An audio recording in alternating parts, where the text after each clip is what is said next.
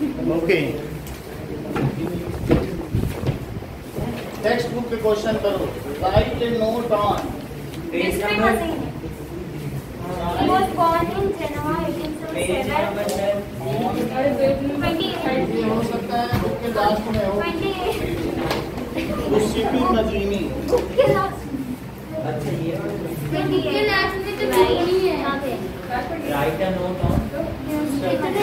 He was born in 1807 in Genoa. He was an Italian. UCP मजीनी was born in Genoa on June 22nd. He was born in Genoa, ठीक है, on June 22nd, 22nd June। फिर उनके भगवान है ना Sunday Monday. 1807। He was an Italian philosopher. He is a member of secret society. He made 2 secret young Europe. इतना बहुत है। And he believed in unification. Genoa in world। So ये शायद इटली में ही तो है सर। Genoa in world। कभी तो इटली में नहीं है, कभी इटालियन फिलोसफी। इटली में ही होगा। इटालियन इटली के कोने में बॉर्डर पे है सर, फ्रांस के पास है। कहाँ पे है? फ्रांस के पास। ये तो अलग है। सर इटली में ही होगा। सो ये इटली में ही है, लेकिन इटली में यहाँ पे देखो कहाँ सर, पे? देखा सर? बोला ना सर बॉर्डर पे है। ऊपर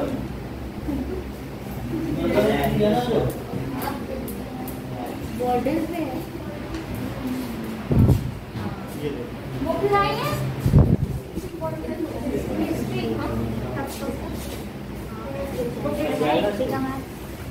तो जेनोवा में उनका जन्म हुआ। He was born in Gennova. बात मत करो, आओ यार। मैं तो बात मत करो बेटा। Sorry sir. अरे कर लो।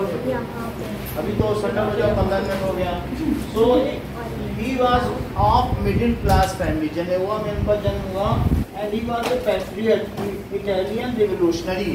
सो इन्होंने इटालियन रेवोल्यूशनरी थे, तो जो इटालियन एथिक्स थे, वास्तव में इटली में जो है रोमन एथिक्स चलते हैं। जो टोटल जो संस्कृति होती है, तो रहन सहन, लोक नृत्य, लोक कलाएं, वो सारी जितनी भी चीज़ें होती, फोक डांस है ना, फोक सॉन्ग्स, तो वो सब उन्होंने उसके आधार पर इटली को यूनिफाई करने की ठानी। तो जेनोवा के थे, मिडिल क्लास के थे और रिवोल्यूशनिस्ट थे, साथ में पूर्व मिडिल क्लास फैमिली के थे, पैट्रियार्क भी थे। He was one of the 3 revolutionaries who made a significant contribution in Italian unification. His efforts led to unification of Italy। उन्होंने इटली के यूनिफिकेशन में हेल्प की, और जो नदर्न इटली है उसको किससे आजाद कराया? सर मैं बताऊं? साउथ बोलो। ब्रिटेन। सर मैं क्योंकि जो बीच का था वो तो अच्छा, रोम ने वो नीचे दे दिया था। अच्छा, नीचे वाला ऑटोमन एम्पायर और ऊपर वाला तो नीचे वाला गैरीबाल्डी ने आजाद करवाया, यूसीपी गैरीबाल्डी। ठीक है कि नहीं?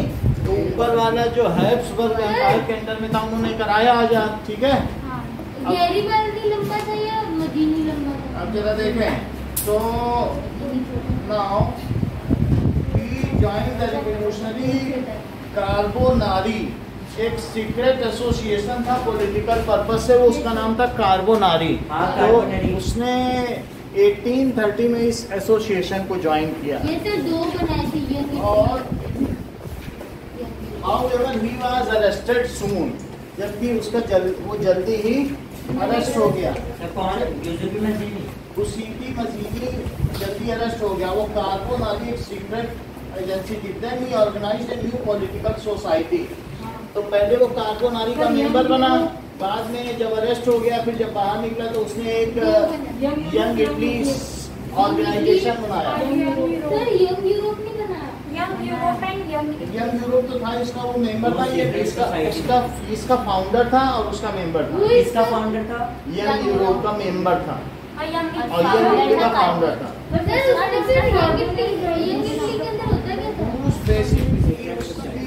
उसके इटली को हमें फ्रीडम देना। बात करने से मना कर दिया था, तुम लोग चुप हाँ, secret society. So whose basic principle was the union of several states into one republic. He founded underground societies like Young Italy in Marseilles and Young Europe in Bern. So उसने दोनों को बनाया। तो मर्सिलीज तो फ्रांस में है, तो उसने यंग इटली वहाँ बनाया। और दूसरा क्या है, बर्न। सो बर्न को देख लें कहाँ पर है। बर्न तो जर्मनी में होगा ना, बर्लिन कैपिटल है जर्मनी का। बर्लिन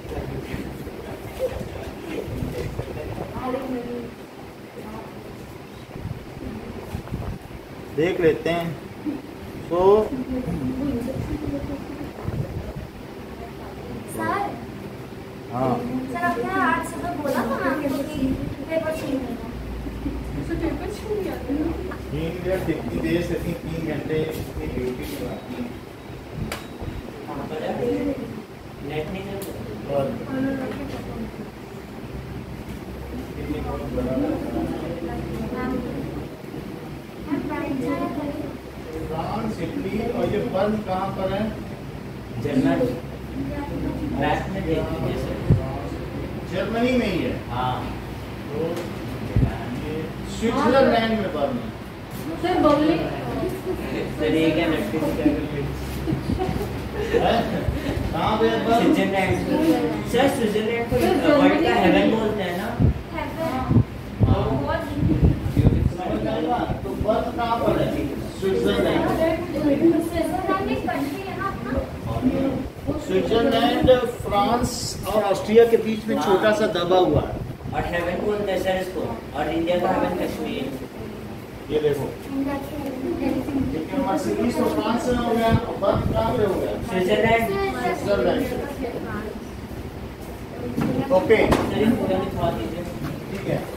अब now several states he founded underground societies। Young Italy को मर्सिडीज में किया और यंग यूरोप को बर्न में। अभी तक हमने 10 पॉइंट्स बताए, अभी हम सब आपसे पूछेंगे। फिर जब आपसे इंटेलिजेंट कोई बैठा है तो 10 तुम तो सब बोल दोगी, वो भी तो तेज है। तो वो अभी 10 पॉइंट मुझसे पूछेंगे, जहां वो नहीं बता पाएंगे, 9 बताएंगे, तो 10वां तुम बताना फिर, ठीक है। He evoked person's reaction, Mazzini wrote several essays that voiced the injustice to the working class such as peasant। उन्होंने बहुत सारे several essay लिखे, ठीक है। तो essays जो उन्होंने लिखे which evoked, लोगों में जागृति जगाई, so that कि इटली का यूनिफिकेशन हो सके, such as, और किसको and these essays raised voice against injustice of farmers, जिसमें फार्मर्स के अगेंस्ट में इनजस्टिस हो रहा था, उसकी वॉइस रेज की गई ऐसे में। हाँ, ठीक है। प्रोफेशनल्स बुक लिखी और एसेज भी लिखे हैं। अगर बुक लिखी तो बुक का भी इसमें आ जाएगा। और artist and intellectuals, working class peasants. So मतलब उन्होंने फार्मर्स के अगेंस्ट में जो इनजस्टिस हो रहा था, या वर्किंग क्लास के अगेंस्ट में, या पीजेंट्स के अगेंस्ट में, या इंटेलेक्चुअल्स, पीजेंट्स भी किसानी होते हैं, तो फार्मर भी एक ही चीज़ है। और जो इंटेलेक्चुअल्स हैं उनके अगेंस्ट में जो इनजस्टिस हो रहा था, उसके लिए उन्होंने एसेज लिखे।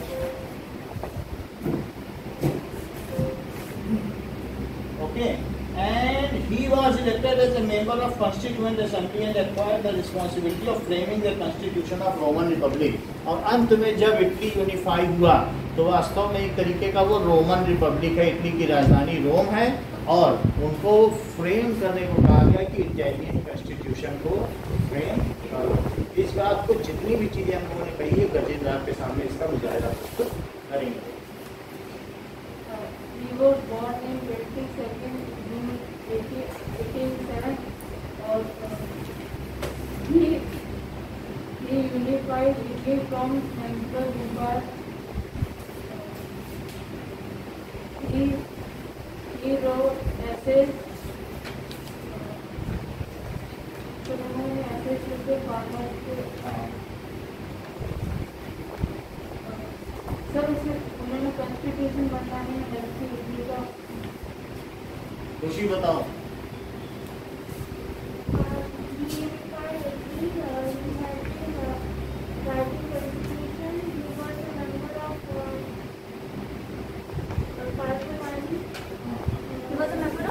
कार्बोनरी मतलब ग्रुप, कार्बोनारी के वो मेंबर। बहुत अच्छा। और बोलो। मिडिल क्लास के थे सर, एक और Socialist थे, ठीक है। He is founder of young founder of young Italy। हाँ, तो यंग इटली का स्थापना कहाँ की और यंग यूरोप की, जैसा कि गजेंद्र ने बताया। मेंबर सर यंग यूरोप का तो सर, यंग यूरोप के मेंबर थे, यंग इटली के फाउंडर थे।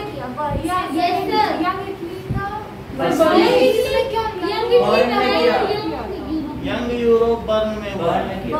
ठीक है। और बोलो। और when Italy became unified तब क्या हुआ? So he helped to make, he was given the responsibility to frame constitution of Roman मतलब एम्पायर भी कह सकते हो। उसमें एम्पायर भी चल रहा था क्योंकि वो कौन सा राजा था? सार्डिनिया पीटमॉन्ट का। विक्टर इमैनुअल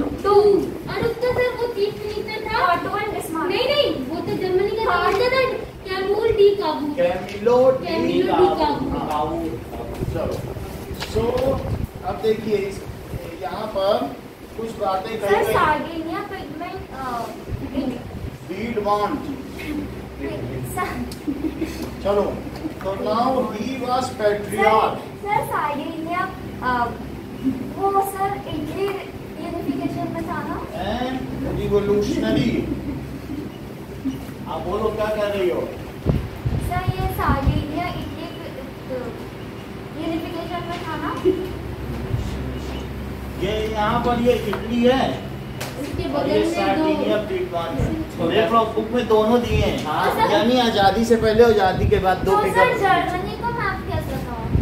जर्मनी ऊपर में है, यहाँ पे जर्मनी, ये रूसिया। और सर ये नहीं सर आपने बनवाया था यूनिफिकेशन ऑफ जर्मनी का, तो वो मैप कैसे बनवाया था? देखो ये इस तरीके से यूरोप है। ये क्या है हमारे बताइए। सर ने कहा कि जर्मनी पहले प्रूसिया नहीं था। अच्छा, वही अरे तो हमारे सर ने कहा और ये देखो इस तरीके से यहाँ पर चल रहा है, ठीक है। और यहाँ रशिया भी बहुत आगे चल के सब यहाँ रूसिया अफ्रीका तो हो गया। 37 अब देखो, समथिंग यहाँ पर ये जो एरिया है ये सब कौन सा है? ऑटोमन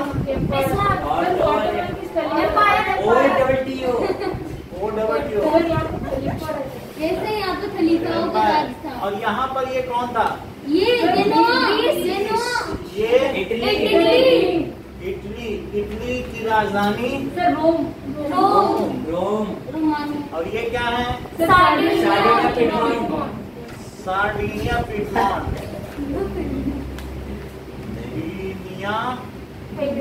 पीटमॉन्ट। ये थोड़े अलग अलग है, बस ऐसे जुड़े हुए हैं।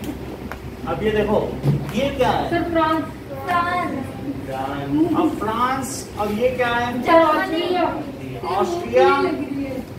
जर्मनी तो ऊपर है ना। देखो ऑस्ट्रिया कौन है? British UK. हंगरी। हंगरी। और वो यूनाइटेड किंगडम। और इसके बीच में सर जर्मनी। जैसा कि स्विट्जरलैंड। सर हंगरी कहाँ पर है? ऑस्ट्रिया तो कैपिटल है। और फिर हैम्बर्ग सर जर्मनी। यही है हैब्सबर्ग एम्पायर। सर ये प्रूशिया है। जर्मनी। ये प्रूशिया है। फिर प्रूशिया है, ये क्या है? ये वो है नीदरलैंड। और यहीं पर फिनलैंड भी है। फिनलैंड भी है। इसमें आ गया। सबसे खुशहाल लोग दुनिया ये सर सबसे खुशहाल लोग डेवलपमेंट क्या है? हैं? यहाँ पे से क्या है? उनको खुशी का इंजेक्शन दिया जाता है। और सर ये ये यूनाइटेड इसमें ब्रिटेन था, यूके। यूके नहीं पहले ब्रिटेन था। Britain Scotland Ireland. तो ये आयरलैंड था लेकिन अभी नहीं है। ये सर अब ग्रेट ब्रिटेन है। सर अभी यूनाइटेड अच्छा हाँ यूनाइटेड किंगडम स्कॉटलैंड, आयरलैंड और आयरलैंड को जबरदस्ती जोड़ लिया गया। ये सारी चीजें। सर, अब और कुछ ये पूछना है? सर अरे एक चीज पूछना है सर। ये क्या है? Poland, Russia. सर आपने पूछा एक चीज। हाँ, इसके नीचे क्या है? इसके नीचे जेनोवा। सर्बिया। सर्बिया। सर उधर एक ये कोने है में जेनोवा। जेनोवा हाँ थोड़ा ऊपर। यहाँ पे क्या है? यहाँ पे बर्न बर्न। और यहाँ पे क्या है? France Mercedes. मर्सिडीज जहाँ पे लुई 14 रहता था। लुइस नहीं वो तो ट्यूटरीज। सर हाँ, सर ऑस्ट्रिया का कैपिटल हंगरी है। क्या? ऑस्ट्रिया का कैपिटल हंगरी है। पूरा वो वाला है। ऑस्ट्रिया हंगरी का मिला के एक एम्पायर है, उसका कैपिटल नहीं है। इसलिए और यहाँ पे हैप्पीबर्गर रहता है। Times square. हाँ सर ये पूरा यूरोप है ना? हाँ? हैप्पीबर्गर मेन में सब आपके बुक में बना तो है यूरोप, देख लो थोड़ा बहुत इधर उधर है, हमने रूसिया ज्यादा ऊपर बना लिया, वही आज का जर्मनी जर्मनी है। सर हमारे सर बोले कि प्रूसिया पहले जर्मनी नहीं जर्मनी पहले प्रूसिया नहीं था। अरे क्या? पहले- सर प्रूशिया में सर 39 स्टेट बनने के बाद जर्मनी बना ना? सर बोल सकते ये हैं कैसे कैसे था बोलो? सर प्रूशिया में 39 स्टेट्स मिलने के बाद जर्मनी बना ना? हाँ, तो प्रूशिया के राजा ने ये सब काम करवाया, जैसे सार्डिनिया पीडमोंट के राजा ने करवाया, तो उनके सर सही बोले कि प्रूशिया के राजा कौन थे बताओ? कैसर विलियम टू। ये भी बोल रहा है, बोले कि नहीं कि प्रूशिया के राजा Kaiser William two. Kaiser William two और उनके वो थे चीफ मिनिस्टर बिस्मार्क ने दोनों ने कराया और था, जो एक- और ग्रीन ब्रदर्स भी वहीं के थे। रूसिया के थे। ये देख लो, अरे ग्रीन वो जो ब्रदर्स बोल रहे कंबाइन हैं। किए थे दोनों शब्दों को। So he was patriot and Italian revolutionist.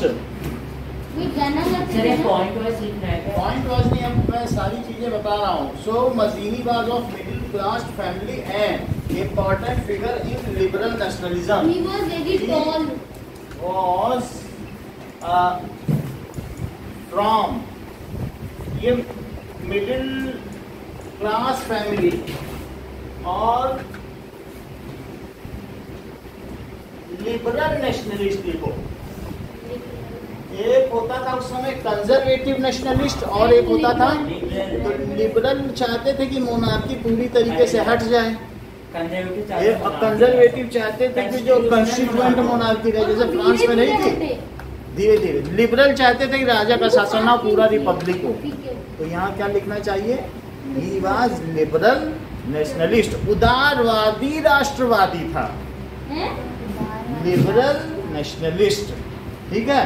और जो कंजर्वेटिव नेशनलिस्ट होते हैं वो रूढ़िवादी राष्ट्रवादी होते हैं। रूढ़िवाद रूल्स के पक्के। नेशनलिस्ट यानी देवर Orthodox.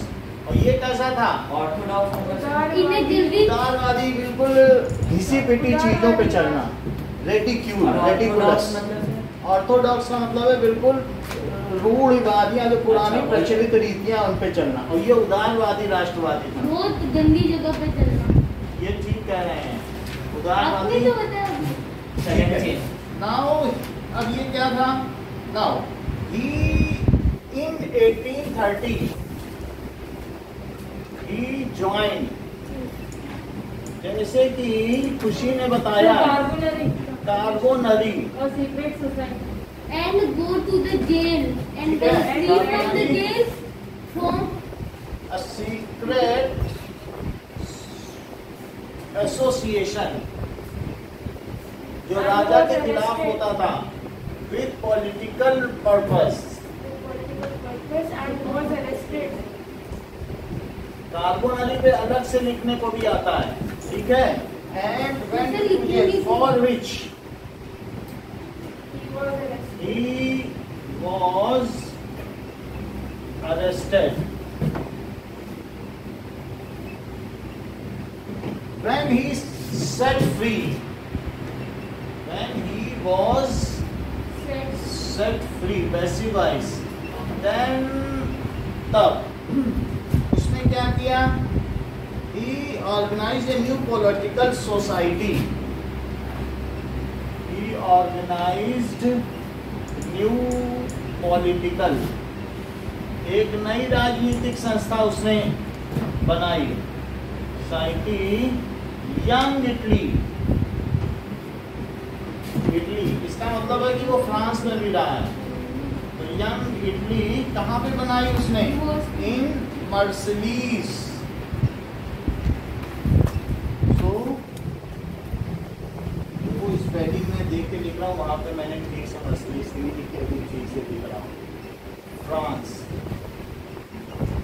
And young hero Switzerland in burn, ये उसकी राजधानी भी है। अरे तो आपने बर्नी लिख दिया। ऐसे ही है, बर्नी में अचार रखा जाता है। He evoked people reaction, so he हमने अभी देखा था उसमें तो BE आ रहे थे। यही था। He raised, बहुत जगह BE आ रहा नहीं लिखा था, एक जो मैंने फिगर दिखाया उसमें BE आ रहे थे, और बहुत सारे मैप में क्या था? BE आ रहा है। So he raised voice. आवाज उठाई। He has written essay and raised voice against peasants and other oppressed sections of society। जो दबे कुचले लोग थे ना, sections of society। When Italy became unified, the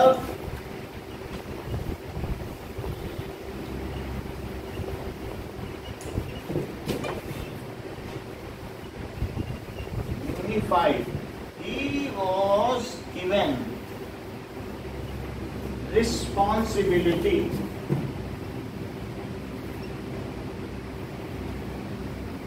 for framing and drafting constitution। Set free मतलब जब उसे आजाद कर दिया गया, constitution for रोमन रिपब्लिक। इसका मतलब ये बहुत आगे की बात कर रहा है। रिपब्लिक ऐसा नहीं होता है कि विक्टर इमैनुअल राजा बन जाए वो रिपब्लिक रह जाए, उसके भी आगे की बात है। उसके लिए विक्टर इमैनुअल को मरना पड़ेगा। अरे जब रिपब्लिक तभी होगा जब राजा ना हो। तो वो पीसेंट होगा ना, फार्मर्स के अगेंस्ट में। तो अगेंस्ट सर वो फार्मर के अगेंस्ट में कैसे बोल? तो उसने तो उसके हित में लिया था ना। raised voice in favor of for peasants, ठीक है, ऐसा किया। He also played key role in unification of unification of Italy। He also sir ये भी तो लिखो, he was very tall। key role for यहाँ पे कॉल।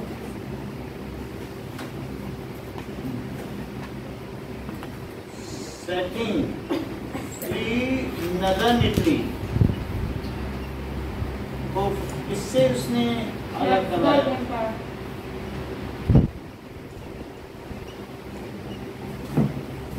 From Habsburg Empire।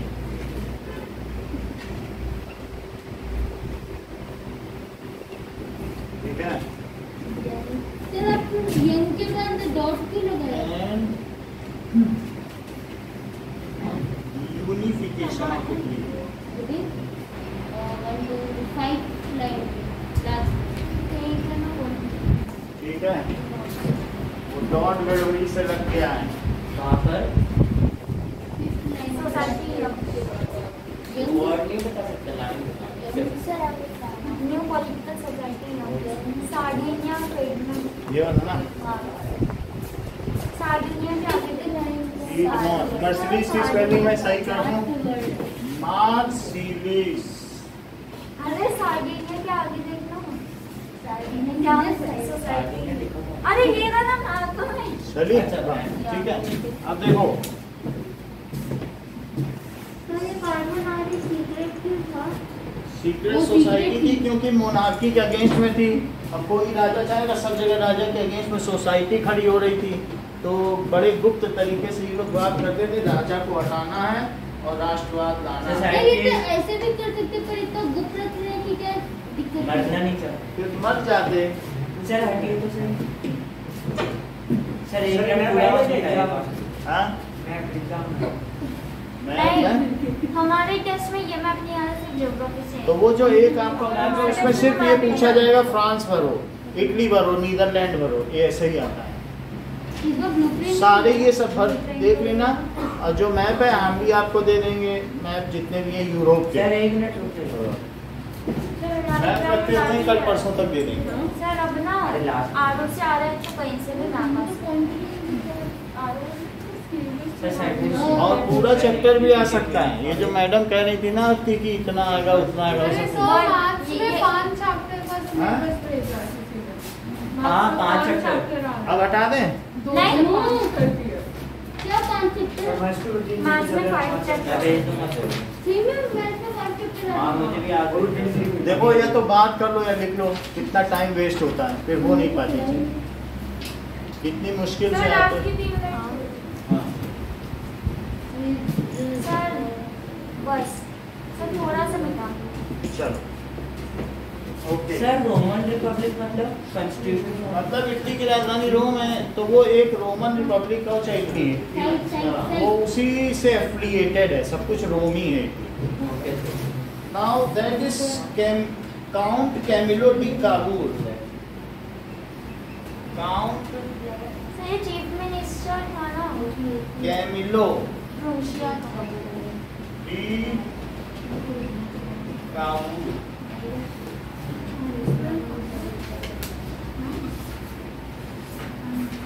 तो मजीनी ने ये काम किया, मजीनी ने इटली को यूनिफाई किया। सर ये कह रहे थे ठीक है। काउंट कैमिलो दे काबू काउंट क्या होता है? कैमिलो डी काबूल भी है, वैसे काउंट कैमिलो डी काबूल नाम है ये, इसका? हाँ ये इटली में इसका जन्म हुआ। देखो अब कुछ बातें बताएंगे जो गजेंद्र के लिए बताई जाएंगी। अरे काउंट कैमिलो डी काबूल एक political, it was a political leader of Italian statesman, Italy का था, इटली में इसका जन्म हुआ।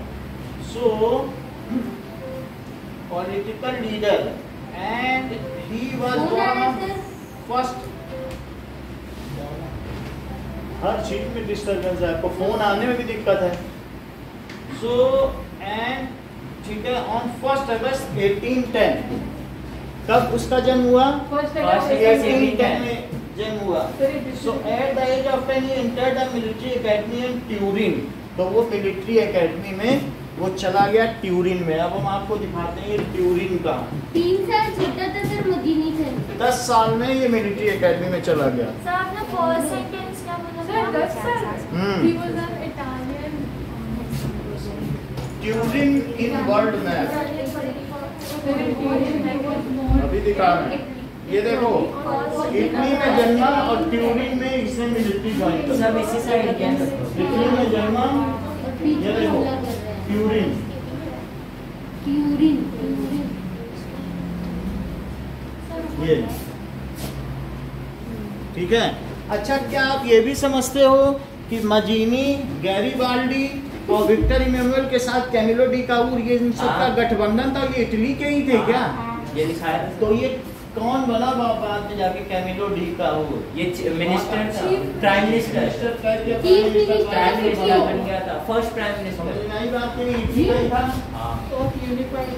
तो इसका क्या नाम है? सिर्फ मदीनी और गैरीबाल्डी का क्या? ट्यूरिन। देखिए पहली बात हमने बताई कि 1 अगस्त 1810 में जन्म हुआ। इटालियन स्टेट का लीडर था। इटालियन स्टेट्समैन था, 10 साल में इसे मिलिट्री हाँ, ज्वाइन कर ली जो कि ट्यूरिन में। ट्यूरिन में था। 10 साल की उम्र में करीब ही। और ट्यूरिन ठीक है, अब जरा देखिए। Now he was significant figure in movement of Italian unification. और इसने इटालियन लिबरल पार्टी ज्वाइन की, वहाँ लिबरल पार्टी का बोलबाला था, ये भी लिबरल नेशनलिस्ट था, और उसने भी क्या किया बताओ, इटालियन लिबरल पार्टी बनाई, कैमिलो डी कावोलो बनाई बनाई या ज्वाइन तो की? अपने का join so he was founder of Italian liberal party, he founder, ये बहुत सारी चीजें उसने की, एग्रेरियन एसोसिएशन भी उसने बनाई, एक तरीके की, इसके बारे में बता देंगे, और उसने न्यूज़पेपर छपवाना शुरू किया 1847 में, तो उस न्यूज़पेपर का नाम था रिसोर्जिमेंटो, तो उसने मतलब ही वाज, ये क्या कह सकते हैं, chief news editor of a newspaper Risorgimento, वो हम बता देंगे, जो सिंपल चीज़ें वो लिखवा देंगे, 4-5 सेंटेंस चाहिए। Where struggle to establish the constitutional monarchy, शुरू में तो उसने लिबरल नेशनलिस्ट की बनाई, लेकिन बाद में उसने सोचा चलो समझौता कर लेते हैं और कैसी मोनार्की ले लें, कॉन्स्टिट्यूशनल मोनार्क रहे, वरना लिबरल्स कभी नहीं चाहते मोनार्क रहे। सो अब आगे देखें कुछ, अब मेन बात देखें, he struggle to establish the constitutional monarchy, Cavour was a liberal and had faith in free trade, public right of opinion and secular rule. Liberals ये चाहते हैं कि देश की सीमाएं ना हो, सब लोग आज़ाद हों। लिबरल, अगर यहाँ पे कोई लिबरल होगा ना, वो चीन से जाके दोस्ती कर लेगा, पाकिस्तान से कर लेगा, वो राष्ट्रवादी बिल्कुल भी नहीं होते हैं, और अगर उनको तुम थोड़े पैसे दे दो, यहाँ पर भी बहुत सारे ऐसे हैं जिसने कश्मीर फाइल्स देखी होगी, तो जो लिबरल्स हैं वो कम्युनिस्ट हैं, तो वो क्या करते हैं, उनके लिए आदमी महत्वपूर्ण है, राष्ट्र कुछ नहीं, आर्मी में व्यक्ति महत्वपूर्ण है और राष्ट्र की अवधारणा उनकी है ही नहीं। तो वो क्या होते हैं, लिबरल किसी भी देश के दीमक होते हैं, तो वो देश को खा जाते हैं, बिना राष्ट्र के तो कुछ नहीं चलेगा। तो अगर आप कोई भी चीज़ करवाना चाहते हो, कुछ सीक्रेट सूचना है, लिबरल्स को पैसा दे दो, क्योंकि उसका राष्ट्र धर्म है ही नहीं, वो तो सिर्फ व्यक्ति के लिए जीता है, व्यक्ति की आज़ादी के लिए, ठीक है। जैसे जो लोग ये बोलते हुए आ जाएंगे ना जेएनयू में, हमें चाहिए आज़ादी आज़ादी आज़ादी, भारत तेरे टुकड़े होंगे, हमें चाहिए आज़ादी, यही लिबरल्स है। तो उनको कुछ नहीं, बस उनको आज़ादी दो, अब देश चाहे कहीं भी चला जाए, वो चाहे तुम जितनी आज़ादी दे दो, और आज़ादी, किसी का सर फोड़ने की आज़ादी, उनका भी यही जेएनयू में जो लोग करते हैं ना, तो ऐसे ही करते हैं। अब वहाँ पर ये एक तरीके का क्या था, पहले लिबरल्स ऐसा नहीं थे, लेकिन धीरे धीरे डिफॉर्म होता गया और सारी दुनिया के लिबरल एक हो गए। तो लिबरल जब एक हो गए तो फिर उनके लिए राष्ट्र कुछ नहीं हो गया, बोला हम भी लिबरल तुम भी लिबरल। तो अब जरा देखिए, Kabul was a liberal and had faith in free trade, वो चाहता था कि राष्ट्र के बीच में मुक्त व्यापार हो, फ्री ट्रेड, कोई कस्टम ड्यूटी ना हो, ऐसा तो नेशन की बाउंड्री में नहीं हो सकता।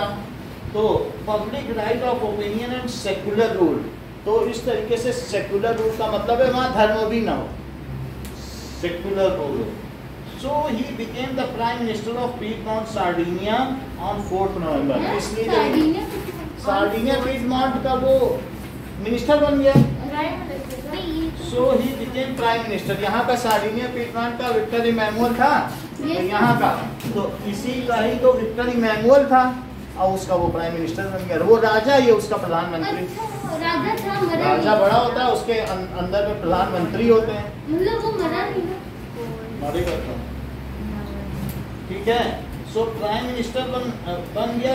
ये strengthen the kingdom, reform taxation and establish the currency and improve the railway system, 4 चीजें की है इसने। रेलवे सिस्टम इम्प्रूव किया, करेंसी इम्प्रूव की, रिफॉर्म द सिस्टम, अपना जो सिस्टम था, क्योंकि इसके मन में बहुत कुछ था कि हम फ्री ट्रेड कर लें तो ये कर लें, तो उसने सिस्टम को अच्छा बनाया, जो उसका सिस्टम था व्यवस्थित किया। और उसने क्या किया, he reform the system, reform taxation की, टैक्स की जो व्यवस्था थी उसको ठीक किया, और इस्टेब्लिश्ड द करेंसी, करेंसी की का अवमूल्यन ना हो, यानी कई बार इन्फ्लेमेशन हो जाता है, करेंसी का मूल्य गिर जाता है, उसने करेंसी को इस्टेब्लिश किया। और इसके बाद क्या किया, रिफॉर्म टैक्सेशन और रेलवे सिस्टम को इम्प्रूव कर दिया। रेलवे सिस्टम इम्प्रूव किया, किंगडम को स्ट्रेंथन किया, मिलिट्री को। He supported the French and British in the Crimean war with troops. तो प्रीमियम और क्रीमिया, क्रीमिया जानते हो आज किसके अंडर में है? रशिया। रशिया के अंडर में ये यूक्रेन है, और यूक्रेन के अंदर में ये इस तरीके से क्रीमिया है, और ये रशिया है इधर पर। तो तो उसका नाम क्रीमिया क्यों पड़ा? ये काला सागर है, और ये रशिया है, और ये बोलो क्या है? इंसान कौन है? ये जर्मेनिया। देखो सुनिए, जर्मनी वहाँ है ना। क्या बना दिया इसने? यूक्रेन, पहले सर सुनिए तो ना, यूक्रेन है। तो जब जर्मनी ने किस पे आक्रमण किया? यूक्रेन पे।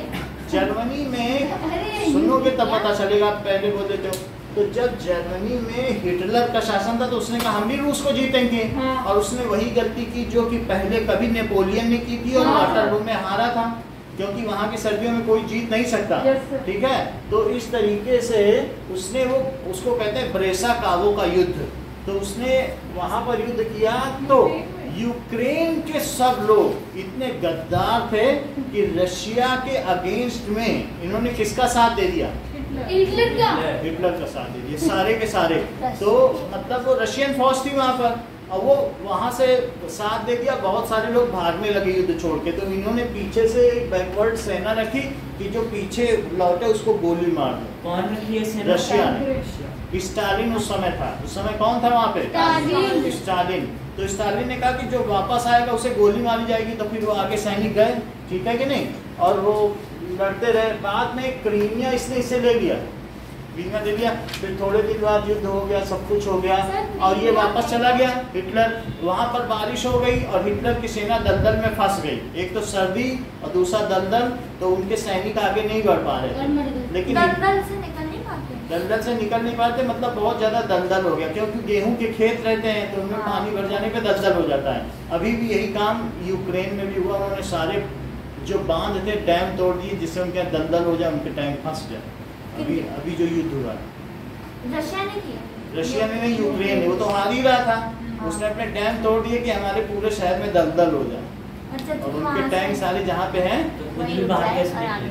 खुद तो अपने गांव में ऊंची जगहों पे बैठ के हार ही रहे हैं, टैंक ले लेंगे तो बोले दलदल बना दिया। अच्छा, फिर इसने क्या किया? बाद में यूक्रेन बोला ठीक है, जब सब कुछ हो गया, हिटलर हार भी गया, धीरे धीरे हिटलर को बाद में डोमिनेट हुआ। स्टालिन को समय मिल गया, क्योंकि स्टालिन का उस समय जो मॉस्को था, वो मॉस्को पर उसकी युद्ध करने की नीति थी, लेकिन वो यूक्रेन में फंसा रह गया, और स्टालिन को मॉस्को में 2 लाख सैनिक बुलाने का मौका मिल गया। स्टालिन ने फिर से बताओ। देखो, मॉस्को में, वो मॉस्को जा रहा था, मॉस्को मॉस्को यहाँ की राजधानी, मॉस्को रशिया की राजधानी है, मॉस्को नहीं जा पाया। कौन नहीं सर, जाता? मॉस्को है। हिटलर के सैनिक, हिटलर के जो सैनिक है, नाजी सेना मॉस्को जा रही थी, हाँ। लेकिन वो यूक्रेन के युद्ध में उछल। Sir Moscow. यहाँ मॉस्को है, यहाँ क्या है? मॉस्को जा रही थी लेकिन नहीं जा पाई, वो दलदल में फंसी रह गई, और दलदल में फंसी रहने के बाद उसने 2 लाख सैनिक वहां बुला लिए, और उनकी सेना को इधर से गिरवाया और इधर से गिरवाया। बीच में ये ट्रैप हो गए। रशिया ने ऐसा किया जब उसके पास सैनिक इकट्ठे हो गए, और ये इनकी बहुत लंबी गाजर मूली की तरह काटे गए, तो इनके सैनिक सब मारे गए। और फिर बाद में जब बहुत कुछ हुआ, मतलब इनकी सेना बुरी तरह से हारी। हिटलर की सेना ये जो 1939 से 44 तक का सेकंड विश्व युद्ध था, उसकी बात कर रहा हूँ, समझ में आई बात कि नहीं? तो अब मैं क्रीमिया की बात कर रहा हूँ, वास्तव में यहाँ वर्ड क्रीमिया है, क्रीमिया। अब मैं क्रीमिया की बात करूँ इसमें, तो क्रीमिया में ब्रिटेन ने और ऑस्ट्रिया ने साथ दिया था रशिया का। सर आपने ब्रिटेन और इटली बोला था। सर, ब्रिटेन और इटली ने। अब जरा देखो, हम उसमें देख लेंगे इन्होंने इसका साथ दिया था। ये क्या है बताइए, ये क्या है? क्रीमिया। क्रीमिया। तो क्रीमिया पे किसने किसने साथ दिया था? रशिया का साथ देंगे ना। नाजी को तो कोई पसंद नहीं करता था, हिटलर तो सब कुछ जीत लेता पूरा विश्व, तो हिटलर के साथ समझो कोई नहीं था। हिटलर के साथ उस समय इटली का मुसोलिनी था, कौन था? मुसोलिनी। ये कौन था?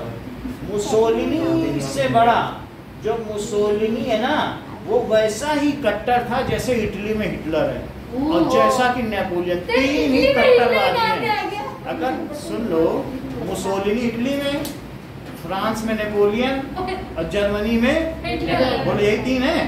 तो ये तीन कट्टर नेता थे, इसने भी लाखों लोगों को मारा। मुसोलिनी ये सब कब्जा करके बैठा था, खूब गाजर मूली की तरह लोगों। तो अंत में तीन शक्तियां ऐसी थी जो एक साथ रही द्वितीय विश्व युद्ध में।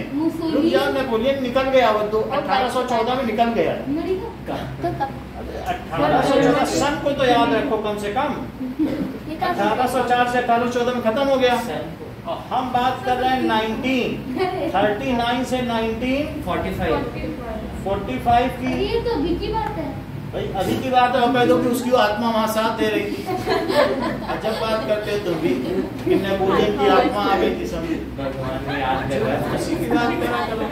तो अब ये हिटलर की बात हो रही है ना, सेकंड वर्ल्ड वार है कि नहीं? तो सेकंड वर्ल्ड वार में सब लोग क्रीमिया में इसका साथ दे रहे थे, उनको घेर रहे, ब्रिटिश भी आ गया। तो उस समय कैमिलो डी पावुल ने भी साथ दिलवाया। किसका? रशिया का। और उनको हरवाने में मदद भी की, इनकी फौजों को, जो भी हो अभी हम देखेंगे क्या है। तो अब बाद में यूक्रेन ने कहा कि जब वो हार गए तो फिर यूक्रेन ने कहा हम तुम्हारे बहुत वफादार हैं, और रशिया से हाथ पैर जोड़ लिए। तो उसने कहा ठीक है, तुम हमारे वफादार बनो और इधर उधर मत जाना, तुम यूरोप का साथ ज्यादा देते हो, तुम अच्छा काम कर रहे हो, तुमको क्रीमिया गिफ्ट में दिया। क्रीमिया गिफ्ट में दिया। 10 साल पहले क्रीमिया उससे छीन लिया, बोला हमने तुमसे क्रीमिया गिफ्ट में लिया। पहले दिया, अब वो वहाँ नाटो संगठन में शामिल हो गया, North Atlantic Treaty Organisation. Europe के पास कमजोर है, तो उसने क्या कर लिया, पहले 5-6 देश है, अब उसने अब 40 देशों की संस्था बना ली कि एक पे आक्रमण 40 पे आक्रमण माना जाए। कौन बना लिया? इन लोगों ने, अमेरिका ने इनके साथ। इस अटलांटिक ओशन है यहाँ, तो इसके इधर अमेरिका हुआ, इसके इधर कौन हुआ? अमेरिका। तो और ये कौन सा ओशन है? Atlantic ocean.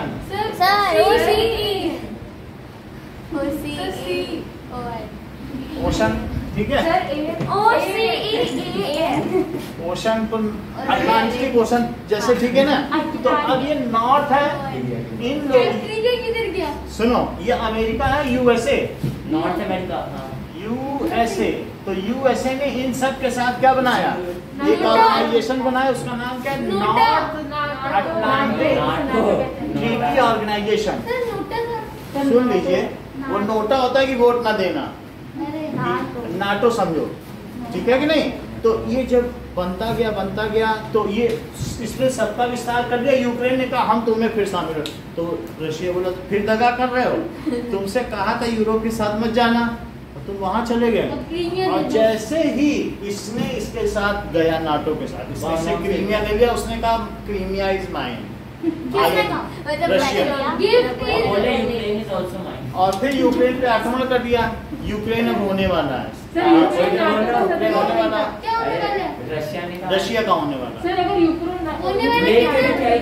यूक्रेन जो है, सुनोगे तो पता चल जाएगा। यूक्रेन को गेहूं का कटोरा कहा जाता है, रशिया को 50% गेहूं की जो खपत है या लोगों की मांग है, यही दो देश पूरा करते हैं, जबकि भारत 33% करता है। लेकिन इन दोनों के युद्ध में इंडल्ज हो जाने से भारत के ऊपर 60% विश्व की गेहूं की मांग का दबाव पड़ गया है। भारत ने गेहूं के रेट को 3 गुना कर दिया है, और उसने कहा है कि जिसको चाहिए वो हमसे गेहूं ले सकता है। उसने चावल पर भी प्रतिबंध लगा दिया था, लेकिन चोर रास्ते से चीन ने हमारे बहुत सारे 3 मिलियन टन चावल को चुरा लिया है, टुकड़ा चावल को। तो वो उसने हम जो है जनरसली नेपाल को, भूटान को देते थे, और भूटान नेपाल ने पैसा ले लेके उसको बेच दिया। उसने कहा तुम हमारे दोस्त थे और तुमने खुद ही कमाई कर ली, अब हम तुमको भी नहीं लेंगे। समझ आई बात कि नहीं? हम किसी को दे रहे हैं भरोसे पे और तुम किसी और को दिए जा रहे हो। तो ऐसा हुआ, समझ में आया बात नहीं? तो उसने इन सबको बिल्कुल बैन कर दिया है। तो जब गेहूं पे बैन किया तो लोगों ने सोचा भारत का आटा लो, तो आटा के रास्ते से व्यापार, उसने कहा आटे पे भी बैन, गेहूं से बनी कोई चीज न देंगे, न गेहूं देंगे, न आटा देंगे, न ब्रेड देंगे। तो इस तरीके से ये चीज उसने कर दी। और उसने कहा अगर चाहिए खाड़ी देशों से, गल्फ देशों से, तो अपने पेट्रोल का दाम 1/3 करो, हमें 1/3 करके दो, हम तुमको सर देंगे, वरना तुम यूएसए जिंदा ही नहीं रहोगे। It is all trade tactics. जो विश्व जो युद्ध है वो हथियारों से नहीं जीता जाता है, दिमाग ये जीता जाता है ट्रेड से, कि तुम किस किस तरीके की नीतियां अपनाते हो, कितने सर, देश तुम्हारे साथ हैं। चाणक्य नीति। समझ में आई बात की नहीं? सर यूएसए सारे रूल्स बनाता है क्या पूरे वर्ल्ड? यूएसए नाटो का संगठन का अध्यक्ष है। इसलिए भाई सुन लो, यूएसए में अभी आपको मालूम है कि एक मैं सुबह बता रहा था कौन सा देश उससे अलग होने वाला है, तो टेक्सास। तो टेक्सास अलग होने वाला है। सारे देश अपना रेवेन्यू खुद लेते हैं, और जो यूएसए का प्रेसिडेंट जो बाइडेन है ना, उसको सिर्फ पैसा मिलता है हथियारों की बिक्री से। तो चाहता है दुनिया में लड़ाई होती रहे, अब मेरे हथियार बिकते रहे तो हमारे पास भी तो 2 पैसा है। तो इसलिए वो दुनिया में हथियार बेचने के लिए लड़ाई करवाता है। इसलिए यूएसए चाहता है जितना विश्व में युद्ध रहेगा तब तक अमेरिका का हथियार बिके। अब हम लोग अपने असली बात में आ जाते हैं, क्योंकि हमें इन सब से क्या लेना देना, हम तो कैमिलो डी काबूर पर हैं। फिर भी थोड़ा विश्व इतिहास जानना चाहिए। सर यूक्रेन का प्रेसिडेंट का प्राइम मिनिस्टर का कॉमेडियन, वो एक विदूषक था। ज़ेलेंस्की। चलिए, so he was a political leader. देखो सर यूक्रेन को कैसे ऐसे करेंगे जब वहाँ के लोगों को ही मार दिया, हाँ, उजाड़ दिया। तो क्या करना है उनका? और तो ज़ेलेंस्की की पूर्वज लेके करेंगे क्या हाँ यूक्रेन को? सर, हैं? हमें यूक्रेन से लड़ना हो गया।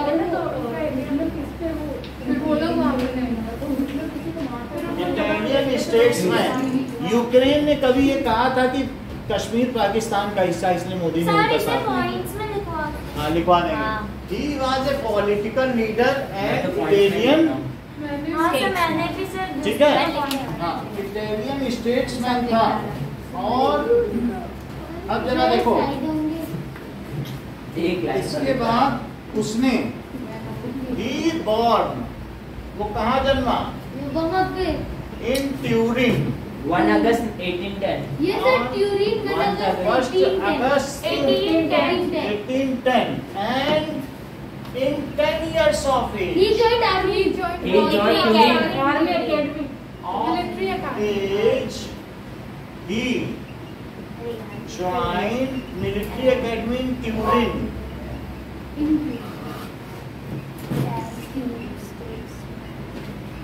सर ज़ेलेंस्की के पूर्वज sir And is founder of Italian Republic Party.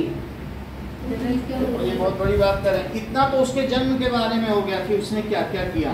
अब आगे इसका क्या-क्या पॉलिटिकल किया? देखो, कैसे कैसे हुआ? ये तो इसका जन्म हो गया। So he was founder of Italian liberal party. Italian Liberal Party. Algeria. He was Italian founder liberal of nationalist party. Italian liberal party, ठीक है? और इसके अलावा उसने he also start publishing a newspaper. Reso membre. He Reso also started publishing a sir एक pen newspaper, दोगे? Sir ये रुक के चल रहा है। ठीक है? सो अरे सर हम दे देंगे, हम दे देंगे।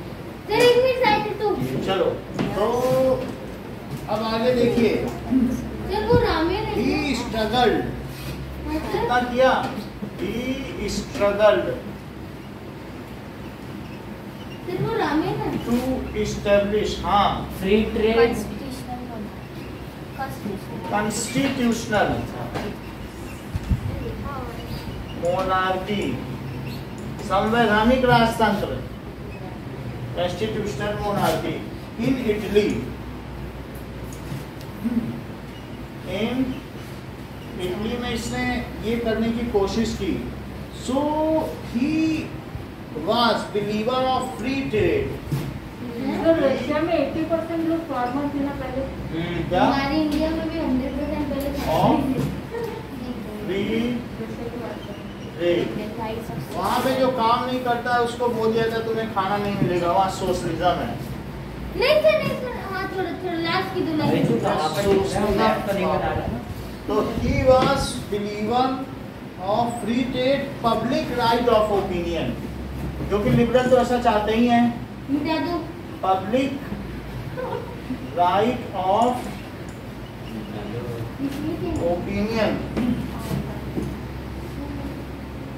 और क्या चाहते थे कि सेक्युलर रूल, धर्मनिरपेक्ष राज्य एंड सेक्युलर रूल। मिटा दो अपनी हस्ती को, अगर कुछ मर्तबा चाहो कि दाना खाक में मिलकर गुले गुलजार होता है कि नहीं? ये क्या बोल दिया सर तुमने? हमने ये बता दिया कि जब तक बिके न थे, कीमत न थी हमारी, तुमने खरीद कर हमें अनमोल कर दिया। हाय हाय आए हैं। सर समझ में नहीं आया। अगर तुम क्या कुछ जी? पाना चाहते हो तो खुद को मिटाना पड़ेगा। मिटा दो अपनी हस्ती को, अगर कुछ मर्तबा चाहो कि दाना खाक में मिलकर, जब बीज मिट जाता है तभी गुले गुलजार होता है, गुल का राजा बनता है, बगीचे का राजा। अरे वाह। सर यूक्रेन का कैपिटल कीव है ना? समझ में आ गई बात? कैपिटल याद कर गया है। सार्डिनिया पिटवांट है असम का कैपिटल। जी। यूक्रेन की बात कर रही है। अब देखो, सो उसके क्या क्या थे? Free trade, public right of opinion और सेकुलर रूल चाहता था। फ्री ट्रेड में चाहता था सर। सर अच्छा, सेक्युलर दिखा दिया आपने। अब जरा देखो कि सर सेकुलर रूल का मतलब है धर्मनिरपेक्ष। मतलब निरपेक्ष, जहाँ धर्म के बात मत करो, जहाँ धर्म के आधार पर कोई फैसला न हो। We are also secular. ये किसी एक धर्म का राज्य नहीं है कि तुम्हारा मोबाइल फोन देखें जरा, शंकर जी की इसमें फोटो है, डालो जेल में इसको। ये यूएई में होता सर है। ऐसा नहीं होगा अल्लाह की इतना तक तुम्हारे फोन में, तुम्हारे घर में मिल गई अगर शंकर जी की तस्वीर लगी हुई, तो पूजा करने लग जाएंगे तो पहले तो तुमको डिपोर्ट कर दिया जाएगा, तुम पे ब्लेम लगा के। सर पहले बात तो होनी चाहिए। तो आपके ऊपर बहुत सारे वो हैं, ठीक है, इस तरीके की पब्लिक में बात नहीं करनी है, कुछ नहीं करना है, गुपचुप तरीके से अपने फेस्टिवल मनाने हैं, जो ऐसे भी क्यों सर ऐसा ही है। ये सर पाकिस्तान में भी सर यही होता है सर इंडिया के तो इंडिपेंडेंस ये चीज है। अब देखो सर बुर्ज खलीफा पे झंडा लगा। यहाँ पर इसके बाद हाँ सही बोल रहे हो। हाँ, झंडा लगा। आफ्टर बिकमिंग, अब तीसरी चीज देखो, ये उसके पॉलिटिकल वो थे ना स्टेप्स, लेकिन फिर अब ये सत्ता में आ गया, होल्ड हो गई पावर। आफ्टर बिकमिंग, जब ठंड लगे तो बता देना। ओके सर काम कर दो सर। सर आपको नौकरी लग रही है? हैं? लगी है, लगी है। नहीं सर नहीं लग रही। अरे उनकी तेज कर दो सर, ये तो धीरे धीरे। हाँ सर ये सीधा ऊपर से आता है। नहीं, इसको ठीक कर देंगे, तुम्हारे पास पहुंच ही नहीं पाएगा। अरे सर नहीं सर आप मत कम कर दो ना, हमें नहीं चाहिए। अब ठीक है, हाँ। सर मध्यम मध्यम कर दो ठीक है। आफ्टर बिकमिंग प्राइम मिनिस्टर, कब इनके तरफ जा रहा है सर? अब कभी नहीं जा पाएगा। प्राइम मिनिस्टर ऑफ सर देख दो सर जा Sardinia Sardinia Piedmont. On 4 November. Sir 4 November sir Victor Emmanuel two की कोई पत्नी थी रूसिया। अभी बता रहे हैं, प्रूशिया बता रही हैं। सो आफ्टर बिकमिंग पीडमॉन्ट, तो सर उसके बाद राजा कौन बना अभी बताते हैं। Sardinia Piedmont, Victor Emmanuel two became the king of Italy. अब उसने क्या क्या किया बताओ? सर थोड़ा साइड जब ये सारा किया, he strengthened render military spelling गलत है मिलिट्री मिलिट्री ऑफ इटली और इसके अलावा क्या हुआ? एस्टैब्लिश हाँ वही टैक्सेशन करेंसी और तो उसने टैक्सेशन को वो किया, ठीक है। और क्या किया, स्टेबलाइज्ड करेंसी, उसने स्टेबलाइज कर दी करेंसी को, किसमें? कि करेंसी फ्लक्चुएट नहीं हो रही थी। करेंसी सब जगह एक ही थी। मतलब जब तुम्हारे देश की अर्थव्यवस्था मजबूत होती है तो करेंसी भी हिलती फुलती नहीं है। एंड इम्प्रूव्ड, अच्छा, रेलवे उसको स्टेशन, एक जगह रोक दिया, फ्लक्चुएशन नहीं होता है, इन्फ्लेशन नहीं होता है। रेलवे स्टेशन में इसने सुविधाएं दी, ठीक है। कितना सर सारा एस्टैब्लिश की स्पेलिंग STABLISHE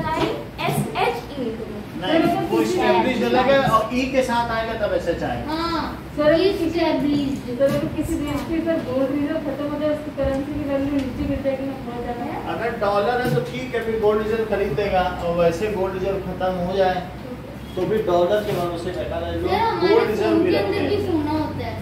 ठीक है। अब देखो, सच में होता है हमारे फोन के अंदर सोना। अब ये देखिए,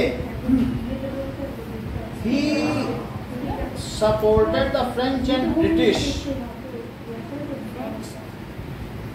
देखो बहुत बड़ी बात है, he supported फ्रांस को, French and British in Crimean war. कहाँ पे बोलो, क्रीमिया। तो क्रीमिया में किसने आक्रमण किया था? जर्मनी ने। हाँ, जर्मन वार। तो to anticipate favour for Sardinia Piedmont in unification of Italy, उसने कहा हम तुम्हारी मदद कर रहे हैं, तुम हमको इटली के एकीकरण में मदद करना। किसने? क्रीमिया ने कहा?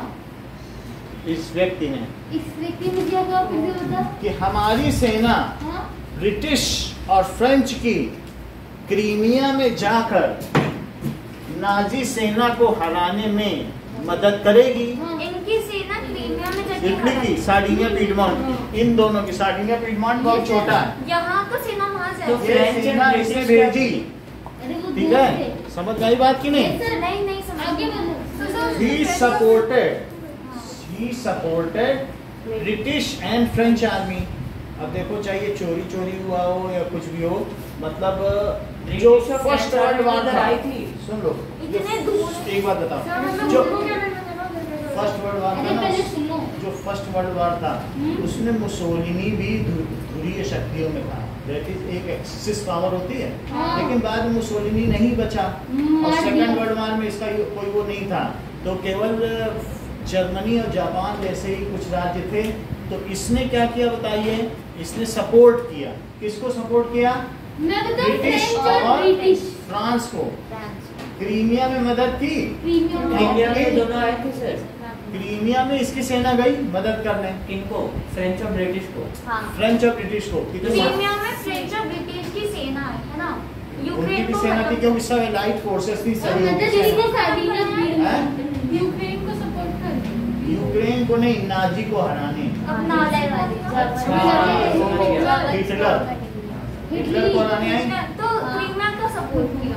क्रीमिया में कि हम बचा लेंगे रशिया का सपोर्ट किया, और ब्रिटिश और फ्रांस से ये इसके बदले में वादा लिया कि तुम इटली के एकीकरण में हमारी मदद करोगे। यूनिफिकेशन में। हाँ। और उन्होंने कराई भी। हाँ, करा। So he supported French and British army in Crimean war. किसमें? Crimea Crimea in anticipation. Anticipation का मतलब बीच में घुसना। नहीं, एंटीसिपेशन इन रिटर्न, ठीक है। In return they had, you have to support us in our unification of in return taken promise. Crimean war क्या होता है? बोलो। क्रीमियन क्या है? उन्होंने उससे क्या लिया? प्रॉमिस ना, that they will support in unification of Italy. फिर वो अपने स्टेटमेंट लिखिए, स्टेट्समैन लिखिए। Statesman that they will support Sardinia piedmont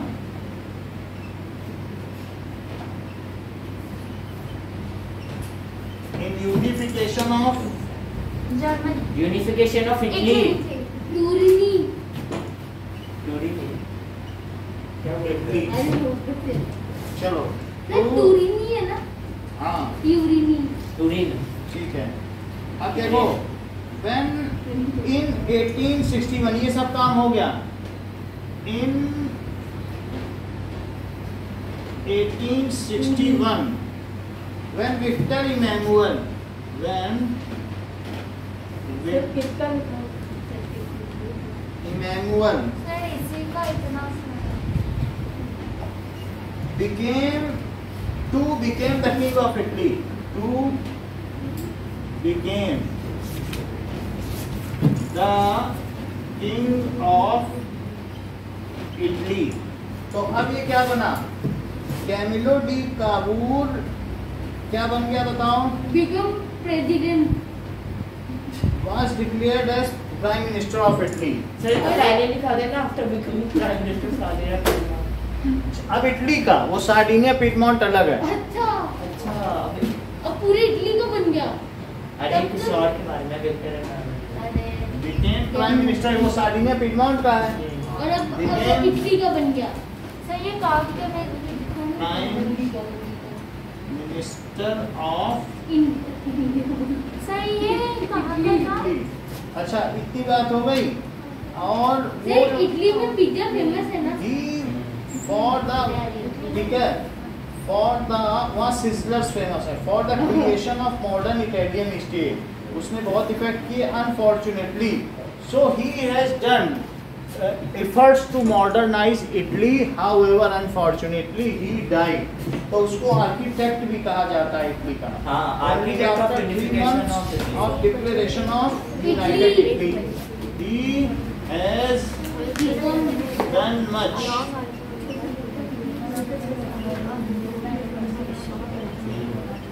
for modernization of Italy. So he was called He was the architecture of the Italy. Unification of Italy. architect sir done के बाद क्या of Italy. he has done? Unfortunately, he died after 3 months of done के बाद last का sir he Sardinia has done much. much of उसने बहुत किया। modernization of Italy. So, but he had died after 3 months sir Sardinia Piedmont के बाद क्या लिखा है? नी के बाद of अरे नहीं unification मुझे बोल of Italy. 3 महीने बाद वो मर गया। 1 2 3 सर, 4 बनते- ही के बाद सुशांत। He supported strengthened. उसने क्या किया? Strengthening STREN STRENGTH Strengthened. सी लिखा सर आपने। स्ट्रेंथ सी लिखा ये बताओ। स्ट्रेंथ सर से स्ट्रेंथ हाँ। So 3 months of unification of Italy के बाद वो उसकी मृत्यु हुई हो गई और that is June 1861। इटली के बारे में अभी हम लोगों ने 2 चीजें पढ़ ली। Yes, sir. मसीनी और ये सर ये एक स्ट्रेंथनिंग बोलेंगे हाँ? ना strengthened Strengthened। स्ट्रेंथ होती है हाँ। strengthened। Strengthened। ओके इससे आपके पास मटेरियल तैयार होगा। आप अगर रिच हो तो उसमें जैसे हिंदी में ऐसे नहीं लिखते हैं। आप सिर्फ मैटर इकट्ठा करो। हाँ हमें ये जो मैं लिखवा रहा हूँ ये ना सोचो छोटा बड़ा है। तुम्हारे बड़े आंसर भी हो जाएंगे छोटे भी हो जाएंगे। इसमें बहुत कुछ मतलब निकल सर आएगा। इनके बारे ये में तो इसमें बहुत कुछ इकट्ठा छुपा हुआ करते है, जाओ। हमें ढूंढना है। हाँ इकट्ठा करो फिर वहाँ कुछ भी लिख दोगे वो सब सही है। Yes, sir। और नहीं मालूम रहेगा तो रट के जाओगे। जरा सा दायां बायां हो गया तो बैठे रहो। नया नया होगा नहीं। समझ में आई बात की नहीं? तो हम कनेक्ट करा रहे हैं बहुत सारी चीजें एक से दूसरा कनेक्ट सर ये कैसी ये इसकी सर कोई कहानी की तरह समझो बस। सर ये पता चल कैसी जाएगा तो कहानी सब हुई? हो जाए। प्रेसिडेंट बन के 3 महीने में मर गया। तो मर गया होगा।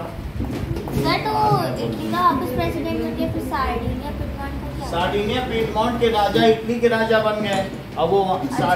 और वो वहाँ का प्राइम मिनिस्टर, पूरे इटली का प्राइम मिनिस्टर बन गया। तो फिर वो सब सार्डिनिया भी इनके अंदर में आ गया। वो तो आ ही गया। तो वो किंगडम ऑफ सिसिलीज उसके अंडर में आ गया, रोम उसके अंडर में आ गया, और वो भी आ गया उसके अंदर में।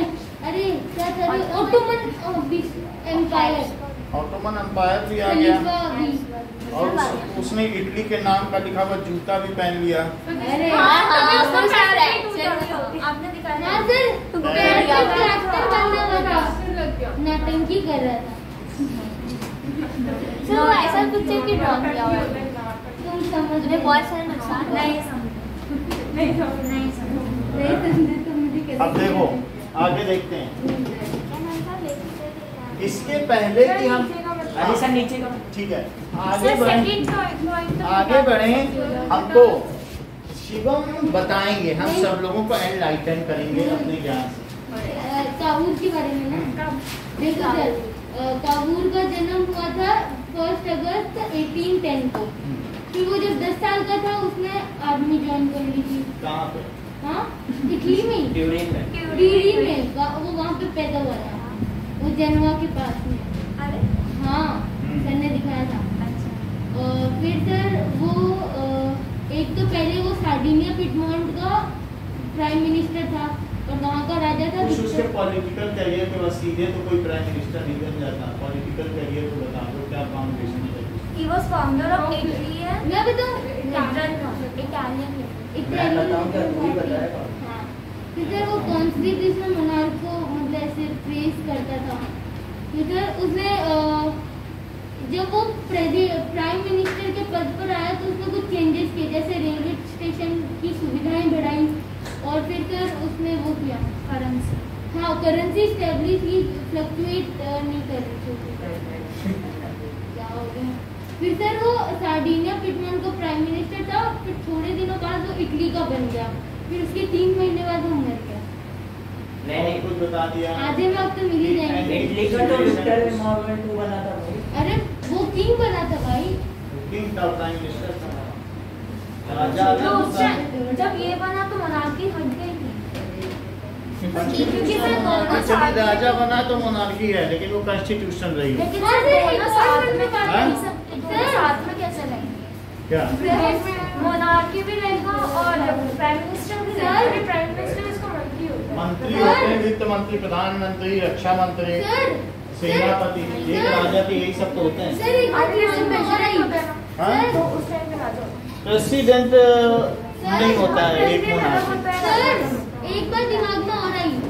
सर जब वो प्राइम मिनिस्टर बना था ना, तो फिर उसने ब्रिटिश और फ्रांस को सपोर्ट किया था। क्रीमी का हमें क्रीमिया वाला क्या था? क्रीमिया में जब वो लड़ रहे थे उसके खिलाफ, नाजी के खिलाफ, और उसने बोला था कि मैं तुम्हारी अब मदद कर रहा हूं, लेकिन बदले में तुम्हें भी हमारी मदद करनी होगी। अच्छा देखो, इटली में। इतने में इटली यूनिफाई हुआ और उसने क्रीमिया की मदद की। हो सकता है कि ये और भी पहले का वार हो, क्योंकि इस समय तक सेकंड वर्ल्ड वार नहीं हुआ था। तो तुम ये मत लिखना कि नाजी के खिलाफ की, ठीक है। सिर्फ ये लिखना कि उसने रशिया की मदद की थी। वो रशिया की नहीं सर, हाँ, ब्रिटिश और फ्रांस की। फ्रेंच और फ्रेंच उसकी और की थी। ब्रिटिश। तो वो हो सकता है कि कभी पिछला कोई वार रहा होगा, हाँ। उसमें की है, लेकिन नाजी के खिलाफ तो नहीं सर हमने की। जीनियन समझ आई वॉर बात लिखा है है ना, जीनियन वॉर लिखा है आपने। अबे क्रीमिया। क्रीमिया, हाँ यही मेरे को ये क्रीमिया क्रीमी, वो क्रीमिका के बिस्किट होते हैं ना। हाँ, मेरे भी दिमाग में वही आया। चलो अब क्रीमी इसके क्रीमी। बाद अरे मैंने अगला पॉइंट देखो, ग्रीक वॉर ऑफ इंडिपेंडेंस। तीसरा point C Greek war of independence. Sir ये उसी का पॉइंट है। ये तीसरा। अच्छा कुछ वैसे ग्रीक वॉर ऑफ इंडिपेंडेंस के बारे में खुशी बताओ जो तुम थोड़ा बहुत सुनिए जरा ध्यान से। इसको हिंदी में क्या बोलेंगे?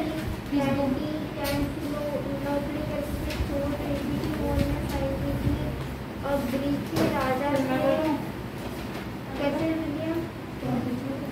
कैसर विलियम नहीं थे। ग्रीक वॉर इंडिपेंडेंस के बाद अच्छा माही बता। सर सुल्तान खलीफा।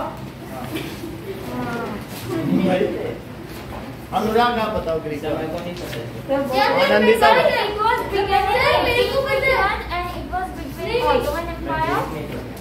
और वहाँ वहाँ पे पे treaty of constant Constantinople sir मेरे को पता है। सर मेरे को पता है। सर मेरे को पता है। क्वेश्चन क्या है? चलो ग्रीक वार ऑफ इंडिपेंडेंस के बारे में लिखते हैं। So it had been sir वो इंस्ट्रूमेंट लेके भागे थे। सर ये 15वीं शताब्दी से सर राज कर रहे हैं ना। इट हैड बीन अंडर जंगल में सर चले मैं जाते बता हैं। empire before 15th century ये ठीक है since 15th century यानी 1400 से 1800 तक ये क्या हुआ? 15th century सर ये करेक्ट 200 400 साल तक किसके अंडर में रहे खलीफा के अंडर सिंस 15th सेंचुरी इनको कैद कर लिया गया तो ग्रीक को ऑटोमन ने the growth of revolutionary nationalism in Europe is part of A struggle for sir independence ये ग्रीक है कहाँ पे? ग्रीक देखो इटली के ये लिखा है ग्रीक वो ग्रीस है। ग्रीस है यूनान है ग्रीक से टाइम यूनान। हाँ सर यूनान की सेना। GREE सर यूनानी सिंस 15th सेंचुरी सर वो तो द- ग्रीस ही होगा ना, जैसे इंडिया होता है हाँ। फिर उसका इंडियन होता है, वैसा द अगर वैसे मूवमेंट ग्रीक का ग्रीकियन। ऑफ अरे ग्रीस का ग्रीक होता है। Revolution going on in Europe जो यूरोप में चल रही थी गोइंग ऑन यूरोप ठीक है स्पार्क्ड ए मोटिवेशन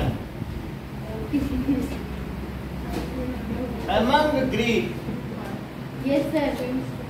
इनको मदद करने के लिए एक पोएट आया था। Sir, Lord Byron. बायरन। हाँ सर 1824 में उसकी मौत हो गई थी। लॉर्ड किस बायरन। चीज में स्पार्क हुआ टू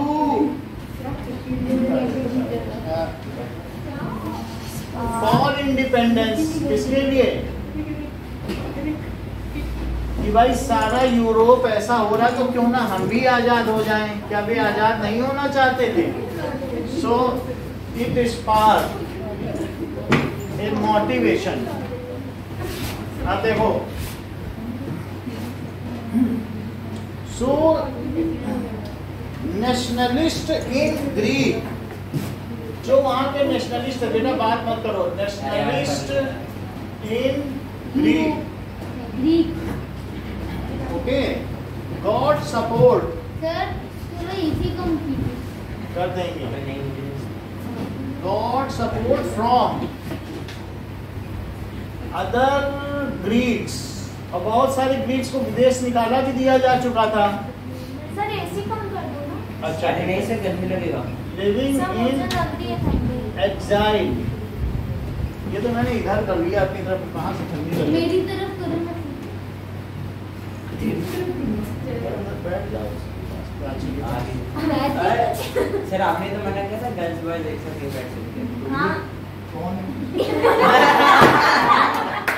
अच्छा ये देखो नहीं लग रही है कुछ भी नहीं लग रहा है कहाँ तुमको ठंडी लग रही है हाँ? आप हमें तो नहीं आ रहा कुछ भी ठंडी ये पंखा भी बंद करो। लग रही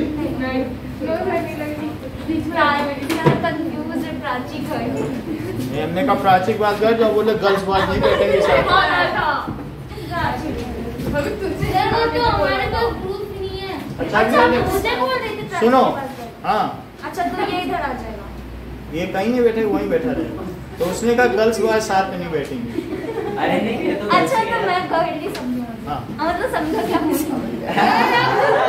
सर आप खुद की भाषा में फंस रहे हो। अच्छा ठीक है nationalist in Greece got support कुछ क्या देश निकाला हो गया था कुछ का हाँ सर। तो क्या उनसे भी सपोर्ट मिला मिला सर ग्रीक ने को? आखिर किया सपोर्ट। चलो सर लिविंग इन एग्जाइल का मतलब सर देश निकाला। देश सही निकाला। है so and also from several European countries and also, sir ये पूरा समझा देना बिल्कुल बिल्कुल, several यूरोपियन, सिर्फ ग्रीक को ग्रीक ने ही मदद नहीं की, दूसरे विश्व के यूरोप के देशों ने मदद की। क्यों? क्योंकि रोम की संस्कृति पूरे यूरोप में व्याप्त थी और वो सबसे वास्ट वाली थी वो सभ्यता, ancient countries.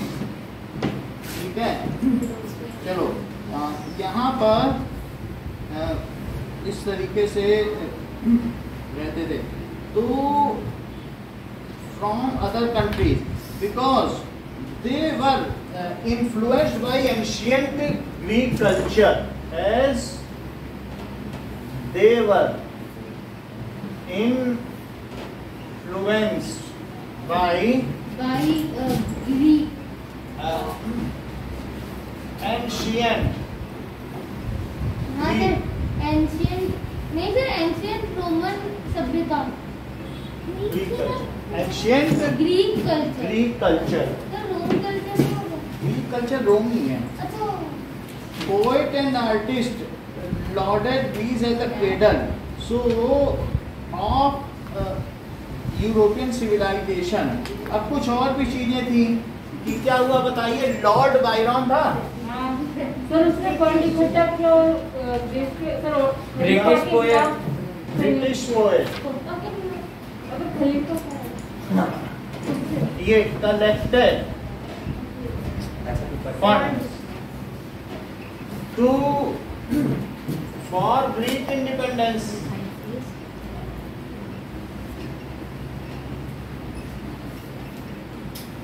and self fought war, वो खुद भी लड़ा क्या? fought war, इतना हुआ। ठीक है, लेटर ऑन क्या हुआ कि ग्रीक ने डिस्ट्रॉयड नेवल शिप। ग्रीक्स ने क्या किया? लेटर ऑन जो रिवॉल्यूशनिस्ट थे ना ऑफ ग्रीक या ग्रीस भी कह सकते हो, डिस्ट्रॉय नेवल। सर पानी ठंडा नहीं है। ओके, आज पानी आया नहीं है। अच्छा इन ऑटोमन, सर मतलब ये कल का पानी था? अरे सर पहले बता। Ottoman Empire, so naval ship in Ottoman Empire. तो ऑटोमन एम्पायर के ऑटोमन एम्पायर के शिप को उन्होंने डिस्ट्रॉय कर दिया। ग्रीक ने मारा था, ग्रीक ने ग्रीक बिकेम, ठीक है, बाई ट्रीटी ऑफ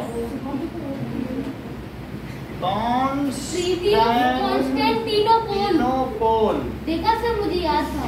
ठीक है, ऑफ 1832 ग्रीस बिकेम, तो ग्रीस क्या हुआ? Became independent nation. सर हम लोग सर हमारे सर में पूछा था कॉन्स्टिट्यूशन राज्य। हाँ सर, ये पता है, ये हमारे एमसीक्यू में आया था कॉन्स्टेंट, लेकिन वो रद्द कर आया। 1832 में कॉन्स्टेंट समझ में आई? यही सारी चीजें लिखनी है। और एक वहाँ पे और भी था जिसको हमने कहा था कि we want give me freedom और लेट मी डाई। गाला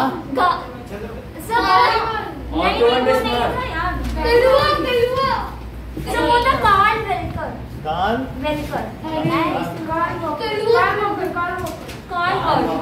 यही था। सर कलुआ था ना? या तो फ्रीडम या तो ओए कलुआ था ना? कलुआ था, मुझे याद था। कौन सा याद? तलवा ठीक है। समोसे नहीं मिलेंगे यहाँ पर। अब देखो, next is Greek war of independence के बारे में देवांशी बताओ। सुनिए।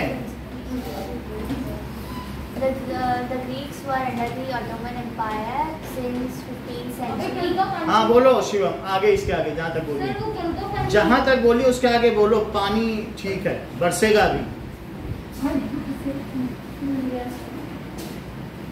बोली सूरत दिल के खोटे। हाँ बोलो। the movements going in France motivated the Greeks to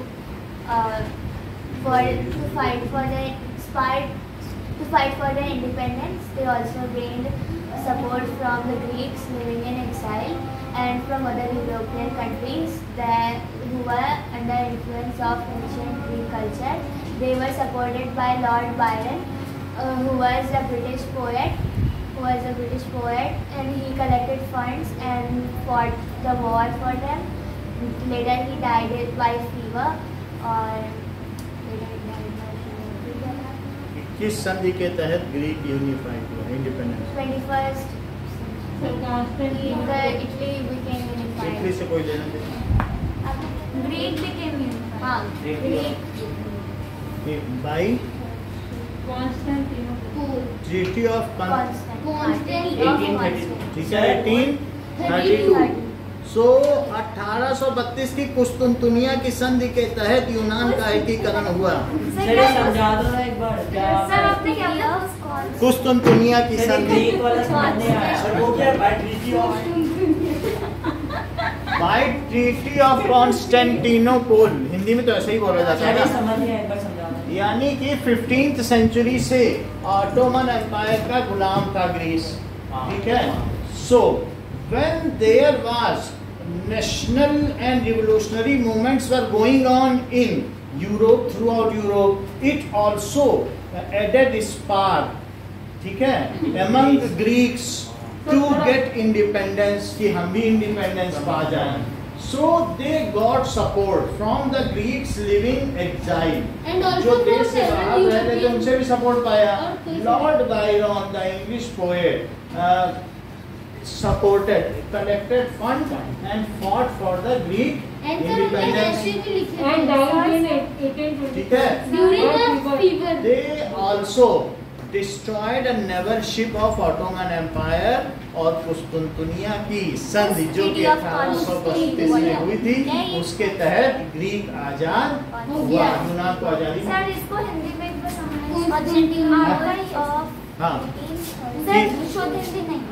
मैं ये कह रहा हूँ कि ग्रीक पहले 15th सेंचुरी से पहले वो ऑटोमन एम्पायर यानी खलीफा के अंडर में था।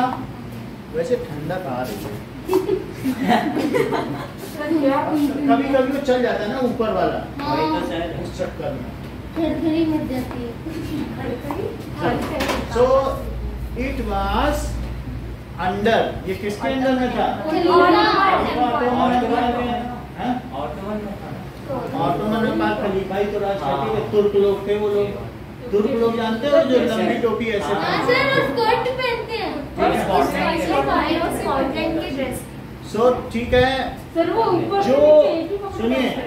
What ever activities is going on, बता रहा हूँ, जो सरगर्मियां यूरोप में चल रही थी आजादी के आंदोलन को लेकर, उसका प्रभाव यूनानियों पर भी पड़ा, ग्रीक पर भी पड़ा। Whatever national movements were going on throughout Europe, it also affected Greekians. पूरे यूरोप में जो चल रहा है, क्या उससे ग्रीक अछूता रहता?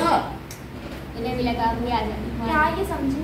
पूरे यूरोप में नेशनल मूवमेंट चल रहा है, कहीं पर क्या बन रहा है कि वो यंग इटली, कहीं यंग यूरोप बन रहा है, तो कहीं लिबरल यूरोप बन रहा है। तो ऐसे में सब लोग आजाद होना चाहते हैं मोनार्की से, तो क्या उससे ग्रीक अछूता रहता? It affected Greek. तो Greek also started fighting for their independence and it was a suitable time because there was a conflict, there was a fight for new khalifa and various जो groups थे, Islamic groups were fighting with each other. उनमें फूट पड़ चुकी थी खलीफा कौन बने। एक खलीफा बनने में कई लोग मर जाते थे, सब एक दूसरे को मारते थे, बाद में कोई एक खलीफा बन जाता था। तो वहाँ पर कई अलग अलग ग्रुप रहते थे, बस्तियाँ रहती थी। समझ में आई बात कि नहीं? तो अब इसके बाद क्या हुआ? The English poet Lord Byron has said that we are influenced by the ancient Greek culture, so we should support Greece for getting independence. So he collected funds and fought for Greek independence And died suffering. ठीक है। and Greek destroyed Naval ship of Naval ship of Ottoman Ottoman Empire by Treaty of Constantinople and जब ये कर दिया, so after that bye treaty of Constantinople in 1832 Greek got independence. अरे आसान चीज, कुछ इसमें ऐसा सबसे छोटा वाला। सर कॉन्स्टेंटिनोपल को कुस्तुनतुनिया कहते हैं ना? कुस्तुनतुनिया की संधि के तहत यूनान को आजादी मिली। Yes sir. मम्मी से पूछोगे तो यही बोलेंगी, पापा से पूछोगे तो कॉन्स्टेंटिनोपल बोलेंगे। पापा ने भी ट्यूशन ना कर।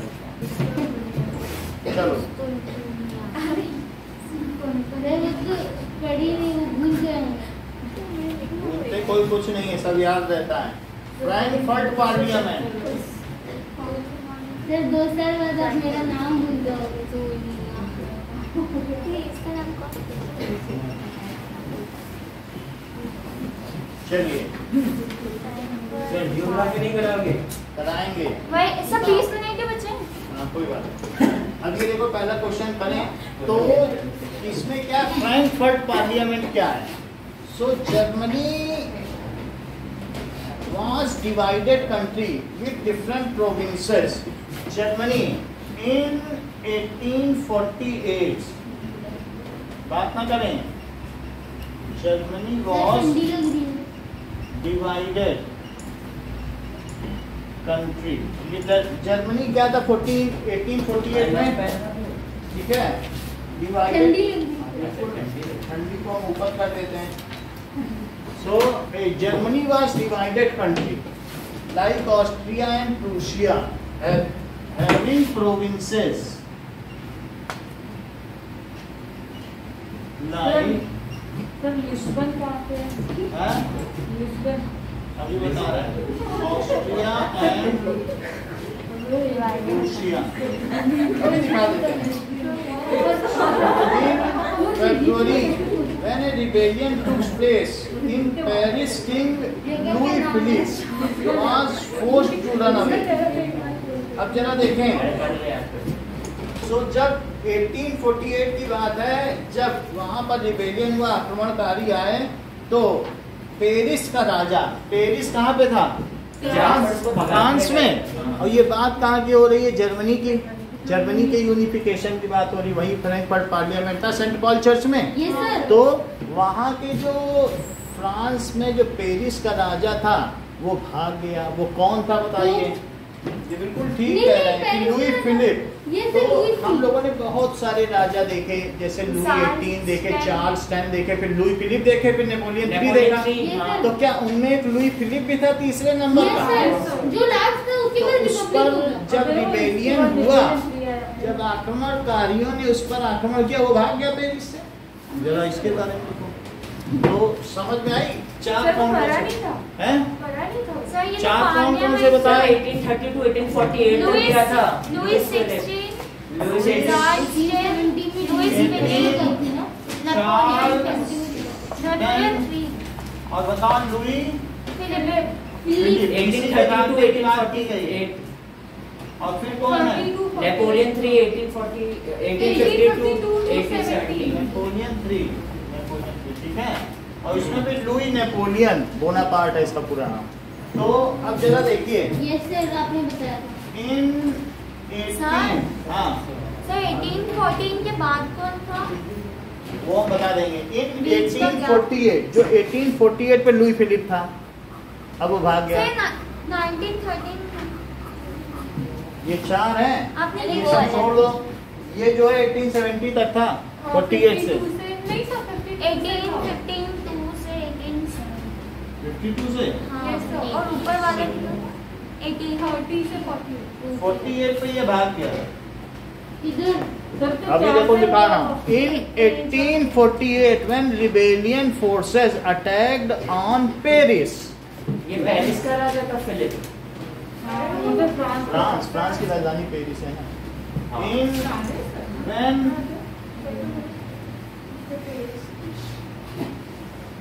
attacked पेरिस, देखो जर्मनी की बात कर रहे हैं और यहाँ फ्रांस आ गया। तो लुई फिलिप क्या हुआ? लुई फिलिप भाग गया, भाग गया, एग्जाइल देश निकाला। तो लुई फिलिप क्या हुआ? सर was ये क्या forced लिखा है आपने? Rebellion was forced to run away, वो भाग गया वहाँ सर से। रेबेलियन क्या था? आक्रमणकारी, नेचर होता क्या सर? रिबेलियन, नेचर होता जो बगावत करते हैं, अभी ये क्या? ये सर बगावती लोग, बगावत रिबेल्स, अपोजिशन पार्टी अपोज का करें किसी चीज को, रिबेल। तो उन लोगों ने फोर्स किया था। This ultimately boosted the confidence of other countries to revolt against their leaders throughout Europe. This boosted, इससे क्या हुआ बताओ? बूस्ट हो गया। बूस्टेड क्या हुआ? बूस्ट हो गया the confidence of run. Of people of other country. Sir तो देश को बुरा नहीं लगा कि हमारा राजा भाग गया?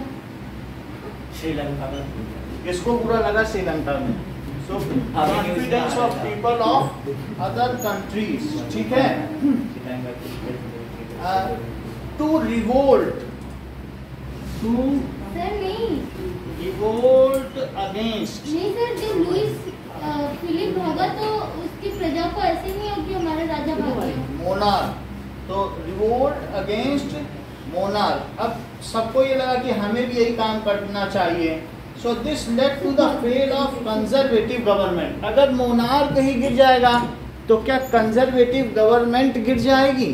क्योंकि वो कॉन्स्टिट्यूशनल मोनार्की चाहती है और लिबरल पावर में आ जाएंगे। So this was A fell off conservatives. क्योंकि अब तक तो 1848 के बाद अब तक तो कंजर्वेटिव आ चुके हैं, अब तो एब्सोल्यूट मोनार्की कहीं नहीं रह गई है। Yes sir. So this was a failure, sir एक बार फिर से बताएं। फेल्योर ऑफ, जब ये बताई गई है बात कि जब रिबेल्स ने पेरिस पे आक्रमण किया, लुई फिलिप भाग गया, तो पूरे यूरोप में एक सरगर्मी छा गई।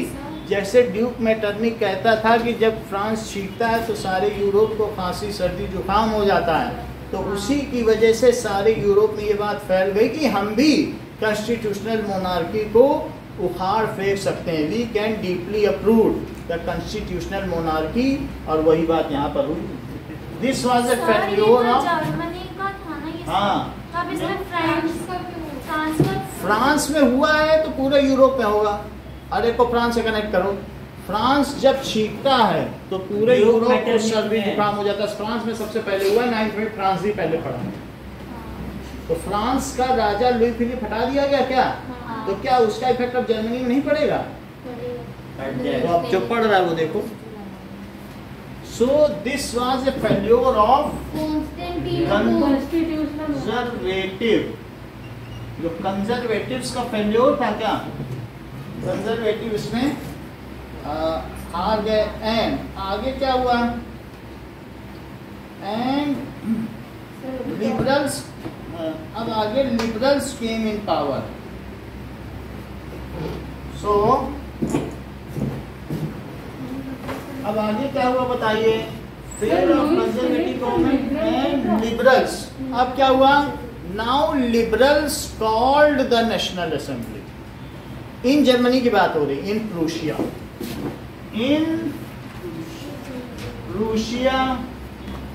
इन फ्रैंकफर्ट। इन प्रूशिया में भी कहाँ पर? Frankfurt church. नहीं सर, तो फ्रैंकफर्ट, ठीक है, at saint Paul church. Assembly was called by liberals. वो असेंबली बुलाई किसने थी? लिबरल्स ने। कंजर्वेटिव ने नहीं बुलाई थी। Assembly of 831 elected member. और वो मेंबर्स किसके थे? ऑफ नेशनल असेंबली के थे क्या? जर्मन नेशनल असेंबली के थे, मालूम है? Yes sir. जर्मन सर वहाँ पे असेंबली सर केसर विलियम के सर was कोर्ट में called आया था, सर कुछ ऐसा। by सर उसने कहा मेरी liberals, दोस्ती की था। liberals, and it was presided by, किसने अध्यक्षता की? सर मैं आपकी president Kaiser William second William two. तो कैसर विलियम टू ने उसकी अध्यक्षता की। तो बात समझ में आई कि वो लुई फिलिप भाग गया था। सर ये समझा दो ना आप। सुनो, लुई फिलिप भाग गया तो अब कंजर्वेटिव की हार हो गई। हाँ लिबरल पावर में आगे लिबरल ने कहा कि हम असेंबली बुलाते हैं, देखें कुछ क्या हो सकता है। हाँ। तो उसने 831 इलेक्टेड मेंबर्स थे जो जर्मन नेशनल असेंबली की। हाँ। उनकी फ्रैंकफर्ट एक सिटी का नाम, हाँ। उसमें एक सेंट पॉल चर्च है, वहाँ पर उनकी सभा बुलाई और कैसर विलियम टू भी पहुंचा। अब देखो वो वहाँ पर क्या प्रस्ताव रखते हैं। कौन केसर विलियम टू या फिर लिबरल्स? लिबरल्स कुछ प्रस्ताव रखेंगे ना। सर तो इसके अंदर फ्रांस कैसा है? फ्रांस जब सीखता है, अरे सर वो तो मेरे को भी पता है कैसा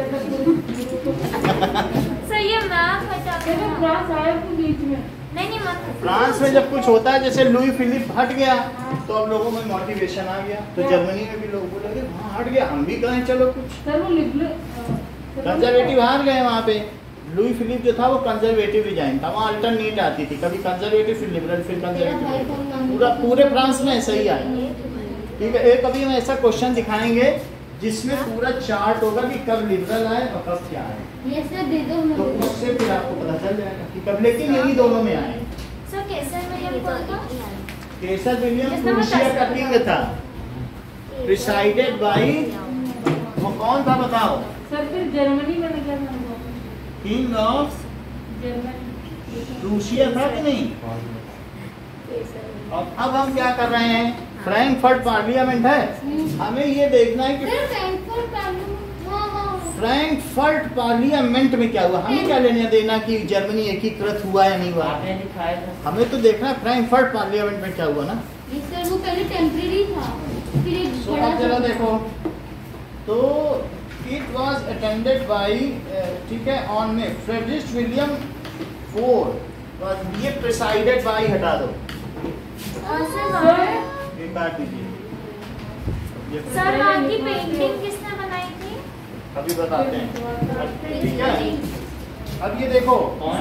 पायल ने कुछ ना? हाँ।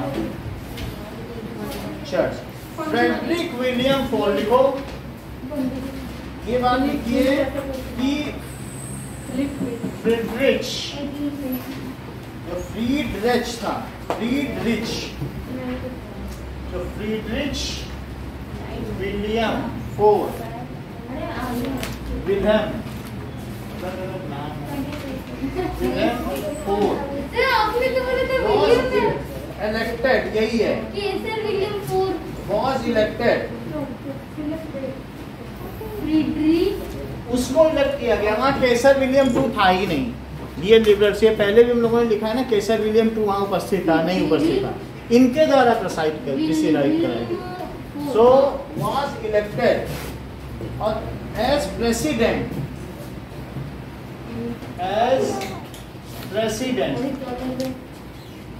उसको वहाँ का अध्यक्ष चुना गया कि भाई तुम हमारी अध्यक्षता करो। ठीक है, but it turned out to be futile due to lack of experience of deputies. So, instead of setting a central power of Germany, deputies debated about fundamental rights of German people. अब देखो, he denied the offer of liberal, उसने जो liberal resign, उसने denied कर दिया। He denied the offer of वो जो है ना liberal regime under Frederick William four, under him. उसने कहा कि हम अपने अंडर में लिबरल रिजाइन तो नहीं चाहते, हम तो कंजर्वेटिव रिजाइन चाहते हैं, हम लिबरल नहीं बनना चाहते, अंडर हिम। अच्छा, और क्या बात हुई? उसने कहा कि हम ये नहीं चाहते। वहां पर क्या क्या हुआ ये देखो, सर ये था कौन? ये उन्हीं के डिसेंडेंट था। जैसे फ्रेडरिक विलियम टू तो प्रूसिया का राजा था, अब उन्हीं में विलियम फोर भी था। सर केसर विलियम कौन था? जो अबे वो राजा था। वो भी, प्रूसिया का किंग। जब अगर मान लो ये फ्रेडरिक विलियम है ना, जब ये राजा बन जाता तो इसे कैसर कहते थे, कैसर विलियम फोर। तो जब तक राजा नहीं है तब तक फ्रेडरिच है। अरे सर कैसर वहाँ के राजा की उपाधि है। कितनी देर में ब्रह्म जी का था? कई बार हम लोग नहीं बता चुके हैं कि कैसर राजा उपाधि है। है सर हाँ, वो वहाँ की उपाधि है। मैंने So he पहले is- अब देखो now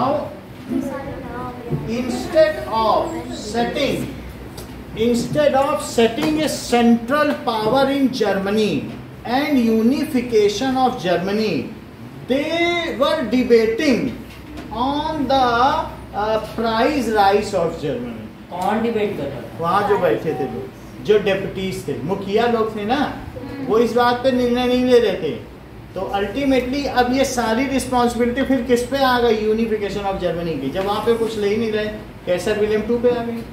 तो वहाँ पे ये इस बात की वहाँ कर रहे हो घोषणा की महंगाई बढ़ रही है, तो तुम यूनिफिकेशन क्या करोगे?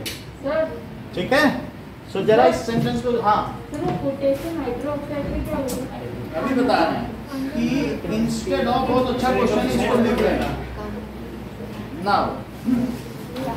Side so instead of, side assembly देखो और instead of setting up central power in Germany, वो लोग जर्मनी को सेटिंग करने के लिए वहाँ पहुंचे थे। सर एक और चीज बताओ, सेटिंग अप यहाँ पे आपने केसर विलियम लिखा, वो विलियम होगा या विलहेम होगा? विलहेम, हाँ? विलहेम और सो यही करो। So and unification of Germany, sir यार सर विलियम नहीं हो ऐसे बुक में देख लो। सर कहाँ देखो? Page number 17 second paragraph. तो उन्होंने क्या किया? डेप्यूटीज, जो डेप्यूटीज थे ना, डेप्यूटीज का क्या मतलब होता है? मुखिया। डिप्टी, हाँ sir. So deputies were arguing, debating for fundamental rights of people. उनको जर्मनी के एकीकरण से कोई मतलब ही नहीं था। वे वहाँ किसकी चर्चा कर रहे थे? On regime fundamental rights of people, कि लोगों को फंडामेंटल राइट्स दिए जाएं। ठीक है, अब ये देखो, Assembly continued its work and completed a constitution and imposed the constitution through civil war, but was suppressed. Sir वो क्या है? ये चीज है। अरे ये चीज सर वो क्या है? Assembly continued to work and completed a constitution. Assembly sir वो क्या है? drafted a constitution, drafted a constitution for the same, कि हमें फंडामेंटल राइट चाहिए, बट इट वाज, अभी बता दे रहे हैं वो, फिर क्या फ्रेमिंग ऑफ सेंटेंस छूट जाती है अगर बीच में। इट वाज सप्रेस्ड, क्योंकि जब उन्होंने अपना कॉन्स्टिट्यूशन बनाया कि हमें फंडामेंटल राइट से बिल पास किया, अब कैसर विलियम II के पास लेके बोले ये सब ठीक नहीं, फिनाले लगे, तो कुछ नहीं मिला किसी को फंडामेंटल राइट। अभी तो वहाँ पर बताओ कि रूसिया का कौन था? तो ना बिस्मार्क। उन्होंने योजना बनाई कि चलो अब जर्मनी को यूनिफाई करते हैं। तो मतलब ज्यादा कुछ फ्रैंकफर्ट पार्लियामेंट में नहीं हुआ। ये ना सोचना कि फ्रैंकफर्ट पार्लियामेंट से ही जर्मनी के एकीकरण अंदर हुआ क्या एक बार बता दो। जर्मनी वहां पर क्या हुआ? उन्होंने जब फ्रांस में, पेरिस में लुई फिलिप को हटा दिया गया, तो इसकी आंच कहाँ पहुंची? वहाँ पे यूरोप में, रूसिया में। रूसिया के लिबरल्स ने फ्रैंकफर्ट के सेंट पॉल चर्च में एक बैठक बुलाई, जिसमें 831 निर्वाचित सदस्य पहुंचे। उन्होंने इसके लिए कैसर विलियम IV को अध्यक्ष चुना, ठीक है, और उसको बोला कि we should set a liberal regime under you, but he has denied it plainly. उसने इसे एक सिरे से नकार दिया। क्या नकारा सर? कि हम लिबरल रिजाइन नहीं चाहते। सर किसने? कैसर विलियम सर ये फोर्थ। समझ के ऐसा नहीं था। Conservative चाहते हैं। आपसे लगता है कैसर विलियम टू वहाँ का राजा था हाँ। और इन्होंने कैसर विलियम फोर्थ को उठा लाया उनके साम्राज्य से, कहाँ फेडरिक क्यों लिखा है था? रूसिया। आपने वहाँ फेडरिक विलियम। तो फ्रेडरिक इसलिए जब राजा बनेगा तब कैसर कहलाएगा। कैसर जैसे जार सर लेकिन ये विलियम थोड़ी है, तो विलियम है ना। तो विल्हेम ही है, तो होगा किसी और दूसरी डायनेस्टी का हम होगा। रंग में जी रहे थे पहले। ठीक है। वैसे नहीं। तो अब जब कैसर विल्हेम से कहा गया कि भाई लिबरल बना दो रिजाइन, इसने कहा no no I don't want liberal regime, उसने बस मना कर दिया। और वहाँ के लोग जर्मनी के स्ट्रेंथन करने की बजाय दे were debating for fundamental rights. वे किस पर कर रहे थे कि लोगों के मूलभूत अधिकारों की चर्चा कर रहे थे। उन्हें ये बात से मतलब नहीं था कि जर्मनी यूनिफाई हो जाए, सशक्त हो जाए। ठीक है। सर राजा लिबरल नहीं चाहता था, वो कैसे वो जो फ्रेडरिक विलियम था ना, हाँ। उन लोगों को मजा नहीं आता था लिबरल में। वो चाहते थे या तो अब कंजर्वेटिव रिजाइन चाहते थे मोनार्की। तो सर वो मजे लेते थे। मजा नहीं आता था। तो इसके बाद क्या हुआ कि now they were debating for fundamental rights and drafted a constitution for it when it was projected in front of Kaiser William two that was denied and there ये मूवमेंट वाज सप्रेस्ड। जो इन्होंने किया it was suppressed. अब later on क्या हुआ, Otto von Bismarck along with Kaiser William took, ठीक है, undertook the responsibility on their shoulders to unify Germany. So जो उस समय कौन से लोग थे जो 39 कन्फेडरेशन थी, जिनको क्या कहते थे, मैं बताऊं ज़ोल्वेनिन। तो उन्होंने मिलाया सबको और उन्होंने 3 लड़ाइयाँ लड़ी, जो फ्रांस से थी, ऑस्ट्रेलिया से थी, 7 साल में से 3 थी, लड़ाइयाँ। उन सबसे 7 साल तक, और अल्टीमेटली जर्मनी को यूनिफाई कर ली। इतनी बात समझ में आ गई? ये माना नहीं तो उसको खदेड़ के ले लिया। खदेड़ के ले लिया। और कल जो है लाइट के न्यूमेरिकल्स का टेस्ट जाए जाओ। सर 2 घंटे यही होगा टेस्ट हम्म। का अपना। हाँ टेस्ट होगा, टेस्ट पेपर दिया जाएगा। मेरी सर शाम ना हाँ आपको टेस्ट होगा, आपको भी अलग से क्लास ली जाएगी।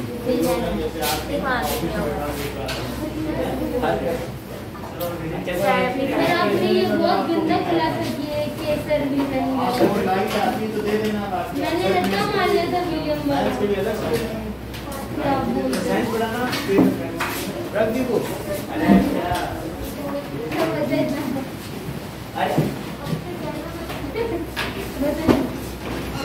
आप बोलो।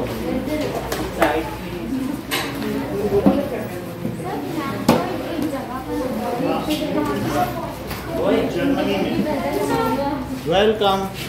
सर आपसे एक सवाल, सर जैसे अभी श्रीलंका में उनके प्रेसिडेंट भाग गए तो वहाँ पे क्या होगा, वहाँ पे सिलेक्शन